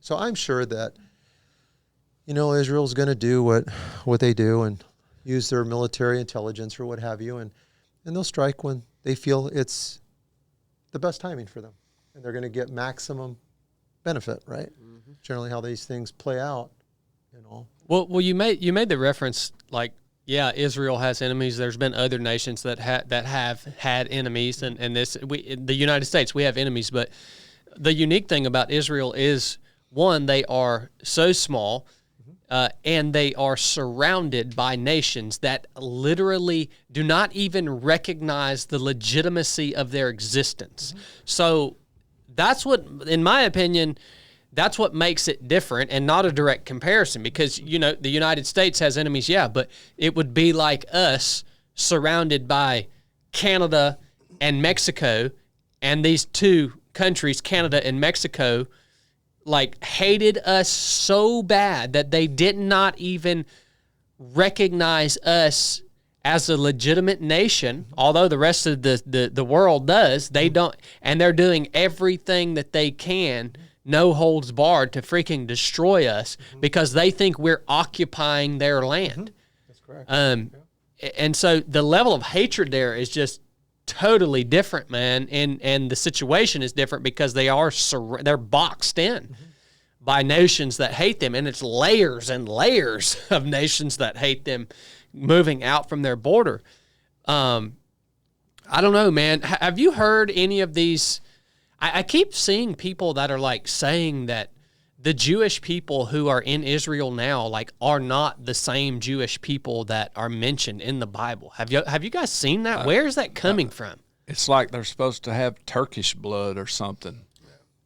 Yeah. They're claiming that the Jewish people, citizens of Israel, are not actually Jewish people. Like, I mean, I think it's just an effort to further illegitimize the existence of Israel. But have you heard that? I have heard that. I think, I forget if I remember correctly, and I haven't looked at this specific topic in many, many years, but if I remember correctly, it's from past studies, biblical studies and all. I think it was after the destruction of the temple in 70 AD that the genealogy records, those things, a lot of that got destroyed, right? And so as far as genealogy is concerned, you know, how far back can you trace your own roots, you know, kind of a thing. Maybe that's in question, I don't know. But this is not the first time I'm hearing such a thing, right? And I do agree with you that they're unique as a nation in that they're surrounded by quite a number of neighboring countries that do not acknowledge, you know, that they're a nation. Obviously, that's a problem, right? That's a problem. How do you have peace like that? That's tough. When I think about them as a country and the uniqueness as far as that goes, I just often shake my head and I'm like, wow, well, you talk about what would it be like to live there? Like, your level of preparedness and training mentally. You know, we were talking again training earlier, right? But these people have to be mentally ready. My understanding is that when these things happen, that the citizens of Israel, they're not necessarily totally freaked out or something, but they execute the plans that they've been trained to execute in such circumstances. I still certainly don't like hearing that they have to go through those circumstances. Yeah. I wouldn't want to go through those circumstances at all. And it is a very small nation. It's a small piece of geography. And nuclear weapons, yeah, I'm fully convinced, you know, Israel has nuclear weapons. And I think that they're not trigger happy with something like that. You know? I would never want to see a nuclear weapon launched anywhere in the world in my lifetime. Do not want to see that. No way, no how, man. It's like, let's get to the table and negotiate and all. And that's scary stuff. It's quite remarkable that no one has used nuclear weapons since World War II. I mean, in my opinion, that's quite remarkable. Yeah, but look what we learned from dropping a bomb in World War II, man. I mean, we jacked up, that Yeah. place, right? I But mean, there are a lot of evil people in the world who might look at that situation. And you say, look what we learned. Well, yeah, a good person would look at that and say, yeah, we don't want to do that again. But an evil person would look at that and say, oh, heck yeah, man. Yeah. Like, I just think it's remarkable that no one has actually used one since then. And that's the I believe the mentality of some of the Iranian government, not the Iranian people that are trapped in that place. And they are legitimately trapped because but we have a good friend who is from Iran. Yeah, but the government itself who is running that and keeping those people trapped, treating those people just as bad as they want to treat Israel. Yeah, and there's a growing number of believers of followers of Jesus in the nation of Iran. Yeah, as well, and so they face their own level of persecution as well. But earlier you mentioned about, well, if Iran has an alliance with Russia, why does Iran not have a nuclear bomb as of yet, right? Because Russia has them. Well, maybe. Again, I don't know. I have no idea, right? But maybe because the Russians know, these are not the kind of people that should have a nuclear weapon. Maybe the Russians, how they have enough sense to go, yeah, they don't need that. We could sell them some other stuff, provide some other weaponry, but we don't go there. We won't cross that line, right? I mean, come on. The nations that have nuclear weapons, I don't see them as wanting to play with that. Don't put that option on the table. It's like, come on, man. right. You're going to change a nuclear weapon today in this day and age. You're going to change the face of the planet so radically, not for the better. Not for the better. You're not going to make a better world, man, by launching a nuclear weapon. And it begs even deeper questions. Like when you have these conversations about nuclear weapons, you think, why do they even still exist? Like, why has humanity not gotten together and said, hey, let's destroy this? That's never going to happen. But like, you would think it would make sense. Yeah. Just to all get together and say, we're going to destroy this. We're going to destroy this technology, and we're going to take our ability to destroy our planet out of our own hands. That ain't gonna happen. No, it's not gonna happen. Returns, man. I mean, that's something called trust, man. Trust. We don't trust each other that much. It's like, come on, fool. Come on, no way. I'm not gonna trust you. You're gonna dismantle your weaponry. Get out of here. Yeah, it's a utopia you're thinking about. That is true. That is true. Yeah, because then somebody could just, oh, we forgot about this one. Yeah. This one was... How convenient. Yeah. We forgot we had a dozen over here in this warehouse. Yeah, I mean, I understand that's never going to happen, but it would be a smart choice for humanity as a whole. Sure. You know what I mean? Yeah, it would be wonderful. Yeah. I look forward to that day when Jesus comes back. Yeah. Yeah.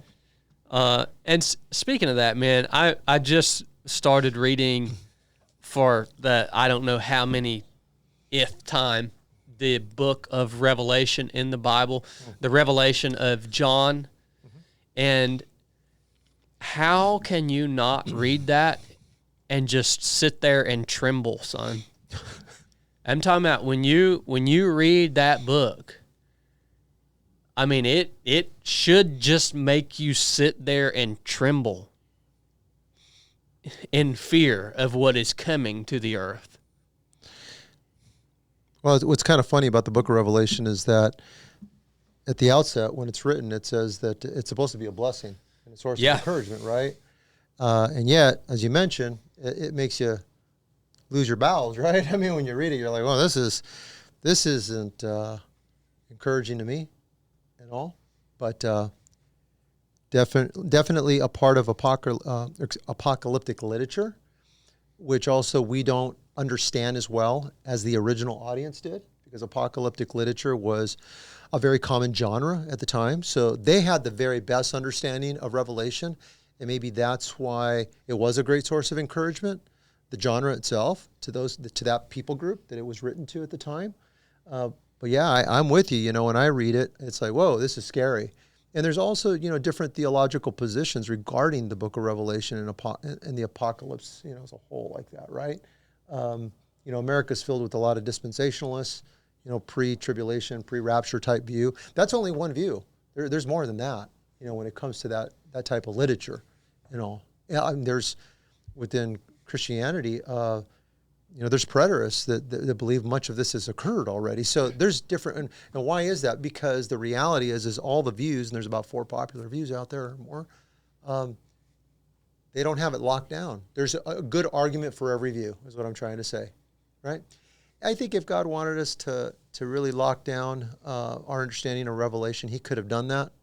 I think it's that way to kind of keep us scratching our head, and to humble us. We don't know everything about the future. Which is why I count on dying. That's my out. I'm going to die. That's what most people have been doing. They live and they die. Yeah. So I don't get too worried about it, personally and all. I'm worried about my own personal life and my faith before God, because I'm going to die and I'm going to see him face to face and all that. I definitely don't want people to suffer in anything. But also, this, that there are people in this world that are suffering great tribulations at the hands of evil men. So when we start talking about tribulation, great tribulation, I think we need to remember there are some people that are suffering great evil. Oh, yeah. They would rather die, kill me, because their tribulation, it is great, right? So I know a lot of times we read that and we go like, whoa, but the reality is there's some people that really do suffer horrific things. It's good stuff, man. Good topics today, Chili. Thank you for bringing that, man. How often do you bring the news like this, Chili's man? good at his job. I'm gonna hit the head, and then we're gonna move to Patreon questions. Every Wednesday. Really? Every Wednesday. Did you get a pay raise when you started doing this part? No, I did not. Did you negotiate one? There's no sense in even talking about it. We're going on strike, and I will be with corn picketing. We're going to picket. We're going to shut the road down. Not Really? the office complex. The road. The road leading to this? Yeah. Really? Yeah, it's going to be big. How much do you want? Do you want like a 25% increase? I want a 100% increce. Double 100% increase. Double it. On the 150,000 you're making now? Yep, double it. Right. Well, go for broke, man. Well, you know what? That's all that stuff we were just talking about. Nobody really knows much of anything for certain with what's going on. Yeah, absolutely. You're right. That always is failed to mention too. We just don't know everything we need to know. Like multiple times we said, well, maybe they do have one, or maybe they don't, or maybe they're going to do this. We don't know. Yeah. No, we don't know. No, we don't know. I don't want to know, man. God's job is hard. He knows. He knows too much. I don't want to know. Before we move on into Patreon question, you guys don't forget that link up at the top of the chat. Again, if you want to donate, I'm going to match up to $3,050 of donations during this live broadcast. So if you donate now, you're essentially doubling your donation. Bean, what are they donating to? CancerGuide.Foundation. We are looking to raise $100,000 to give away to one randomly selected cancer patient looking for integrative, alternative healthcare for their cancer diagnosis. What are the numbers at, Tech Guy? Have they gone up? I mean, I want to use up all of Chad's $4,000. No, they're not close to that. Not even close? Oh, man. Come on, guys. Yeah, maybe like 500 or 600. How many people are online? We got 457 right now watching live. 457? Well, all we need is each one to get $5.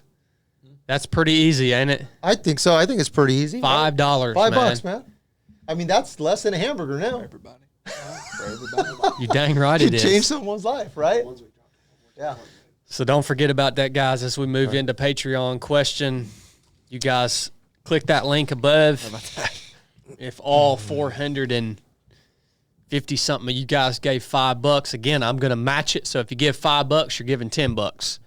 I'm going to match it up to $3,050 of donations today. So get after it, man. Come on, guys.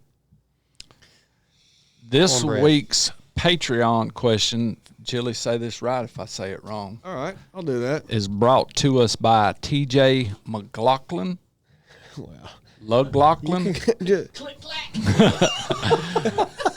And this is I like this question. It's kind of No, that's it. That's it. Bust it off, No, Chili. you said it. This Zaxby's. is I wanted to hear the answer to this question myself, so I'm kind of excited about Well, this. hopefully somebody has an answer. Oh, y'all got the answer. I'm excited about it. What strategies are critical when dealing with injuries or situations in life that deter your normal mission-focused activities? An example, major injury that limits your normal function for a time. What Strategies. are critical? Yep, when dealing with injuries. Okay. Bean, I'm going to let you hit this first Why? because you're the oldest man in the room. Oh, thanks, man. All right. Surely you've had the most sucky. Surely you've had the most injuries. I haven't actually. Haven't had a lot of injuries, but I tell you what, But you've been through some hard times. Yeah, I've been through some hard times. So I would simply say that when you get injured is to not to lose your patience with the injury, especially if you're training for something, right? Or you had something you're looking forward to. Don't be overly discouraged. Injuries happen, and utilize it as part of your own personal training. Find the very best healthcare for an injury, right? Be willing to go outside the box so that you could promote the healing of the injured spot on your body, and learn from that process as well. I know when if I'm sick or if I do get an injury, I want to learn about it as much as possible and take notes and save that. In the event I can share it with someone else. Hey, this is something I did at work for me, because generally I don't get the same injury twice. At least I hope not, but I could share the knowledge, right? The things that I learned, But I won't sulk over an injury. It's like, well, it's happened. Let's see how can I heal as fast as possible. Yeah, so use it as an opportunity to educate yourself so that there's a potential to help others that are experiencing the same scenario in the future. Yeah. Yeah, that's good. I actually heard, CB, I heard you talking about your frustration with this exact thing. Yeah. Pretty much this morning, just Right. talking about how, your training is continued to ramp up to levels that your body has never experienced, and you're having these kind of nagging things back to back to back, whatever Right. they may be, right? Right. Yeah. And knowing that two things particularly have been my fault. My ribs, that's 100% my fault. Being stupid, trying to keep up with Blake on burpees, just made a dumb decision on how I should be doing burpees. And then when we went to Kentucky and run, I should have stopped at a certain point, but I was a little stupid. And not saying like, oh, I just injured myself, I'm down and out. Like, it took a week out of my bike training. Yeah. And that We saw that this morning, yeah. I ticked myself off taking that week out of the bike training because the previous week had been so awesome. But yeah, nagging foot issues from, stupid decisions, nagging shoulder thing, and in talking, it's always, well, dude, you're 47, 48 years old, and look who you're trying to keep up with. And me and Chili was talking through that this morning, and that's really not the way to look at it,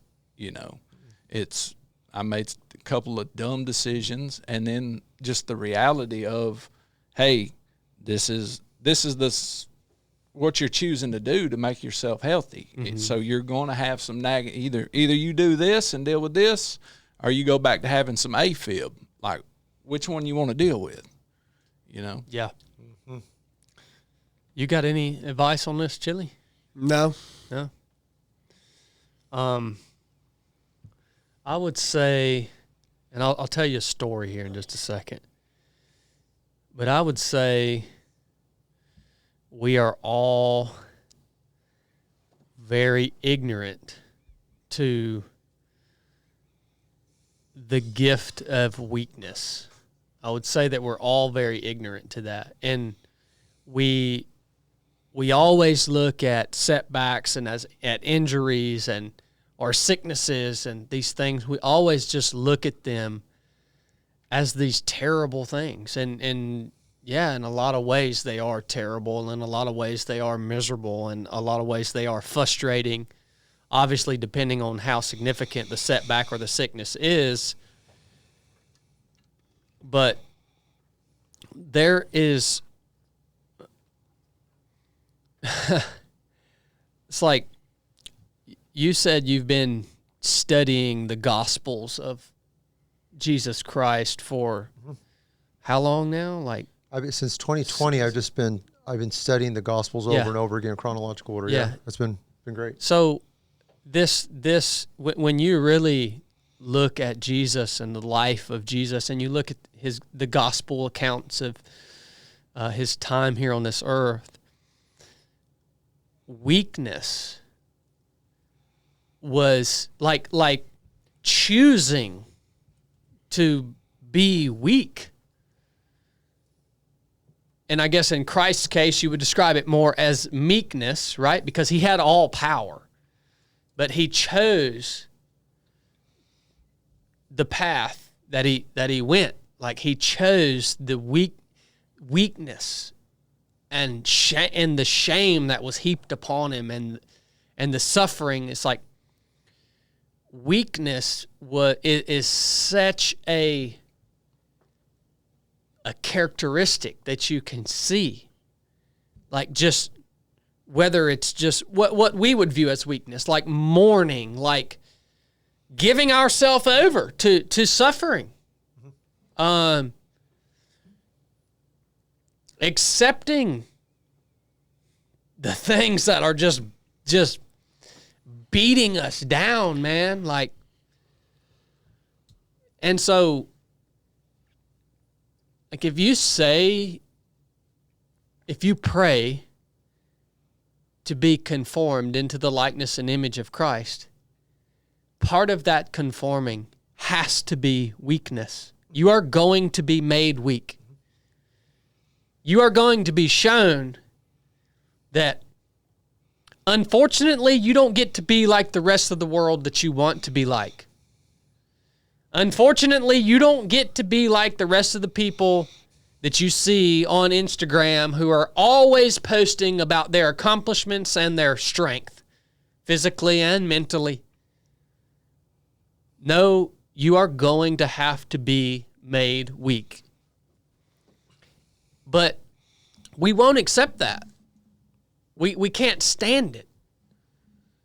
And it's the antithesis from what we are taught to aspire to be. But there is so much to be learned about who Christ is when you have major setbacks, when you're sick, when you're injured, when you can't do the things you want to do. Like, there's so much to be learned about the nature of Christ Jesus. You know, it's interesting. When I did the Colorado Trail Race, I'll tell you this story. I've never told anybody this before. When I did the Colorado Trail Race just a month or so ago, I did tell you guys I went into it sick, and I actually wound up in the hospital on day 2. And I got out of the hospital and I decided to carry on, but I carried on in a place of weakness. Like, it's really rare for me to have to go into something truly not knowing if I'm going to be strong enough to finish it. Because I'm always confident that, oh yeah, I'm going to finish this thing, right? Mm-hmm. And even when I'm weak, I'm going to do everything that I can to finish it. But there was a night,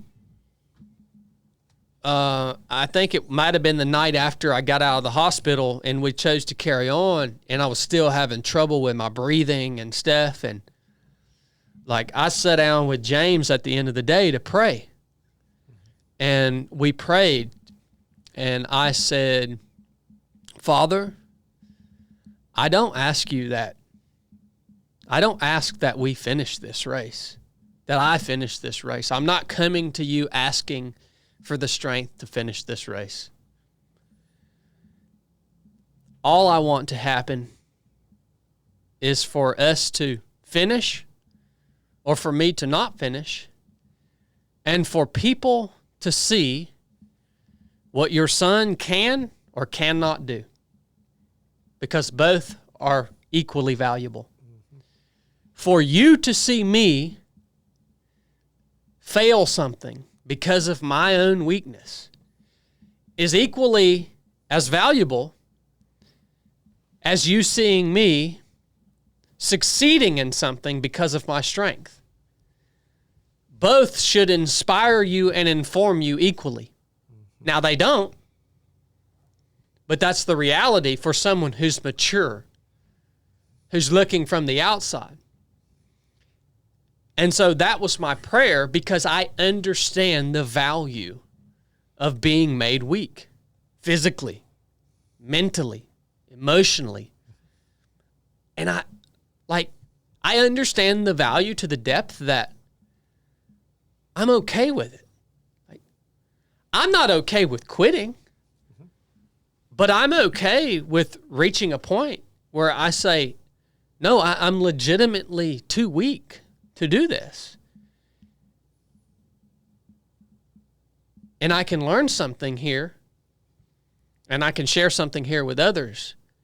And I just thought, in that prayer, I thought, I've never prayed this way before. Like, Father, let me finish this or not finish this, so that your people can see what your son can or cannot do. It's a good prayer. I've never prayed like that before. It's good. It's good. Because our default is to come before the Lord God and say, give me strength so that I can do the thing that I want to do. When the answer sometimes is going to be, no, you weren't meant to finish this, so that people can see how weak you are, so that people can see that.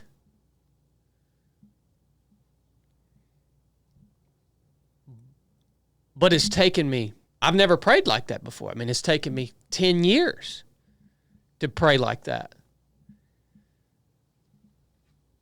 And so all the frustration that you're having with the weakness that you're experiencing with your body physically, or with your mind, or these setbacks or these injuries, all the frustration that you're having with them is just because you're not mature enough to see that that's all part of the process. Your weakness and your failures are just as much a part of the process as your strength and your successes. And we don't see that anymore, because all we want to be is strong and comfortable and capable. And that's what we're told we have to be, right? In order to be someone that's worth looking up to. Like, I remember your stepdad, Mr. Bill. I mean, this dude was somebody that me, as a young kid, like, when you got around him, you look up to him. Yeah. And the reason you looked up to him, it wasn't because he portrayed this macho man, this strong. No, man, this dude talked real quiet. He kind of walked around.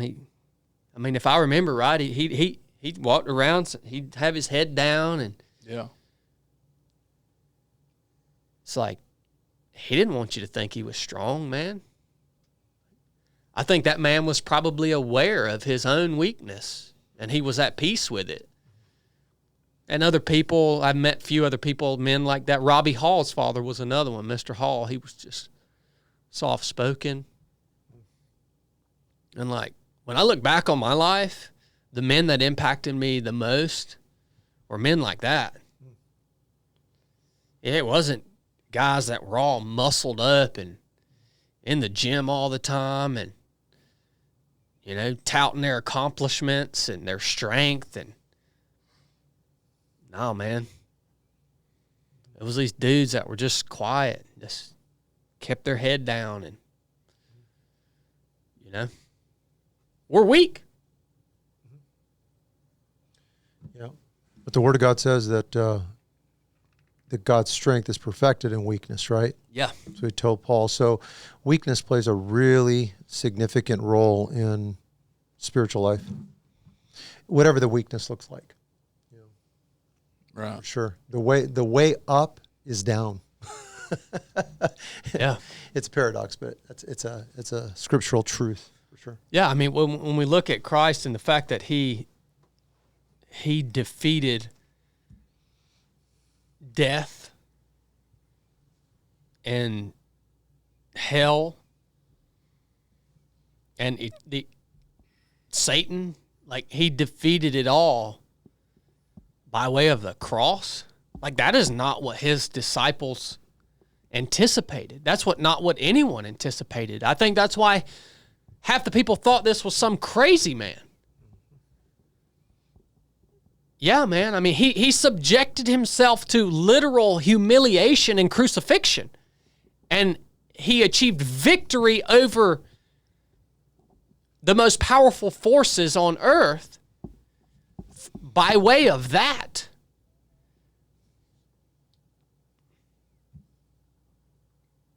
I mean, have you considered that?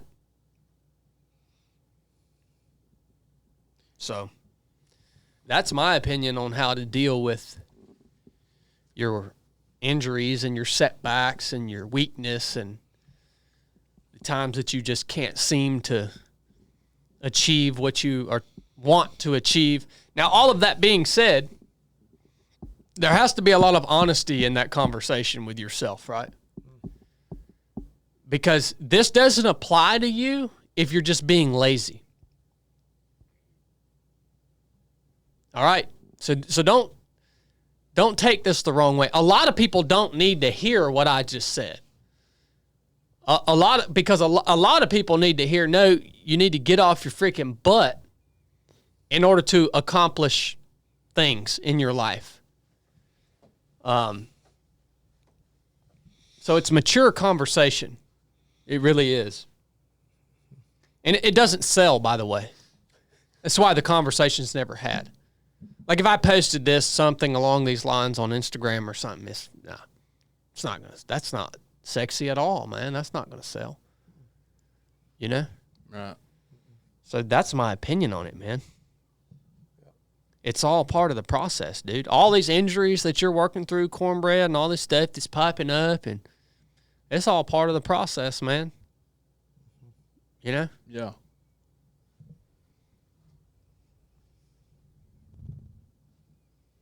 Yeah, that's what I got. Good Patreon question. Let me give Chili the super chats to read here. Do what, Blake? Oh, you've been tracking You them? guys got just a few more minutes to donate. Will you read them, Blake? Links at the top. I'm matching up to Did you say $3,050 no? of donations during this live broadcast.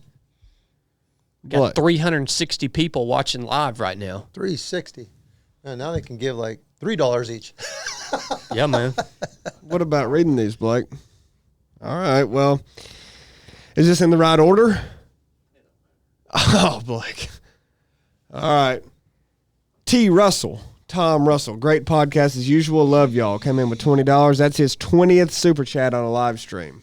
Tom Good Russell. night. Thank you, That's what I'm Tom. talking about. Dang, Chili's reading super chats today. How about that? I'm not good at it, man. You are, why would we you not? are continue. Hey, you're really not that good at it. I know. Thank you, Tom. You got to try, though. Hold on. Thank you, Tom. Thank you. Casey Foreman coming in with $10. That's his first super chat, and he did not leave a message. Casey. Thank you. Casey Thank you. Foreman. Yeah. Thank Thank you, you, Casey. Gatekeeper Radio 347, $5. Have any of you read Matthew Pageau, The Language of Creation? Deep reading. I'm half through. It's great food for thought regarding old ways. Thank you. Hold on. Thank you, Gatekeeper.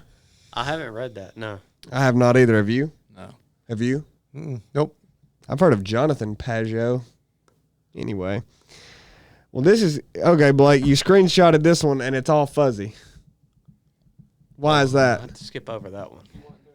Looks like What's- a pretty big one. It's from Gatekeeper Radio 347. $20. Chad, thanks for the matching challenge. Bean, I always track. What'd you say on Resurrect? It's so fuzzy, Blake.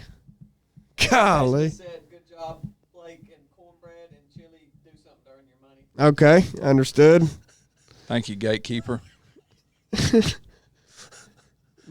tough. Thank you, gatekeeper. It wasn't fuzzy. He just didn't want to read it. No, it was fuzzy. Neo Amish dude came in with $5 super chat. Union versus company is the same as reps versus Dems. They keep perpetual conflicts going in order to keep the average worker in line, paying dues, producing. Yeah, I agree. No one wanted to talk about union dues, but we'll just move on from that anyway. Thank you, Neo Amish. You got to finish it, Corn. Neo Amish dude. Neo Amish dude came in with $20 super chat.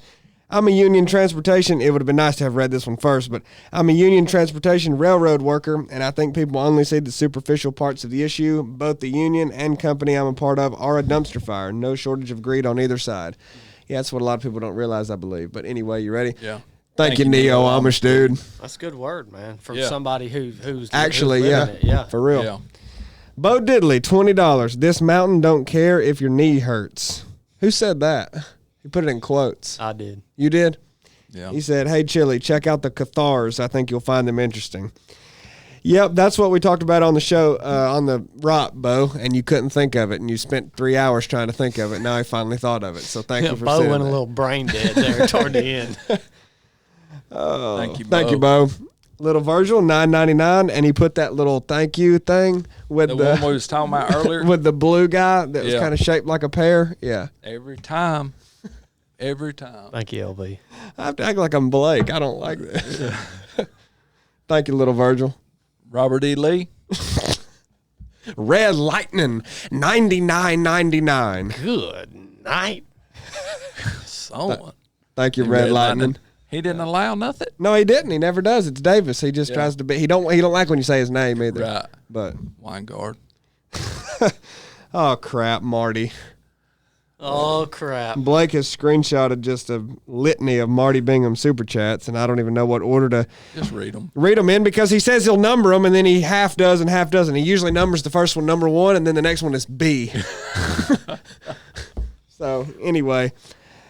Number 1, I now have a tactical advantage over Chad. I talked to his mama after the ROP course. From here on out, he is only one phone call away from a flip-flop upside the head, so he needs to stay tight.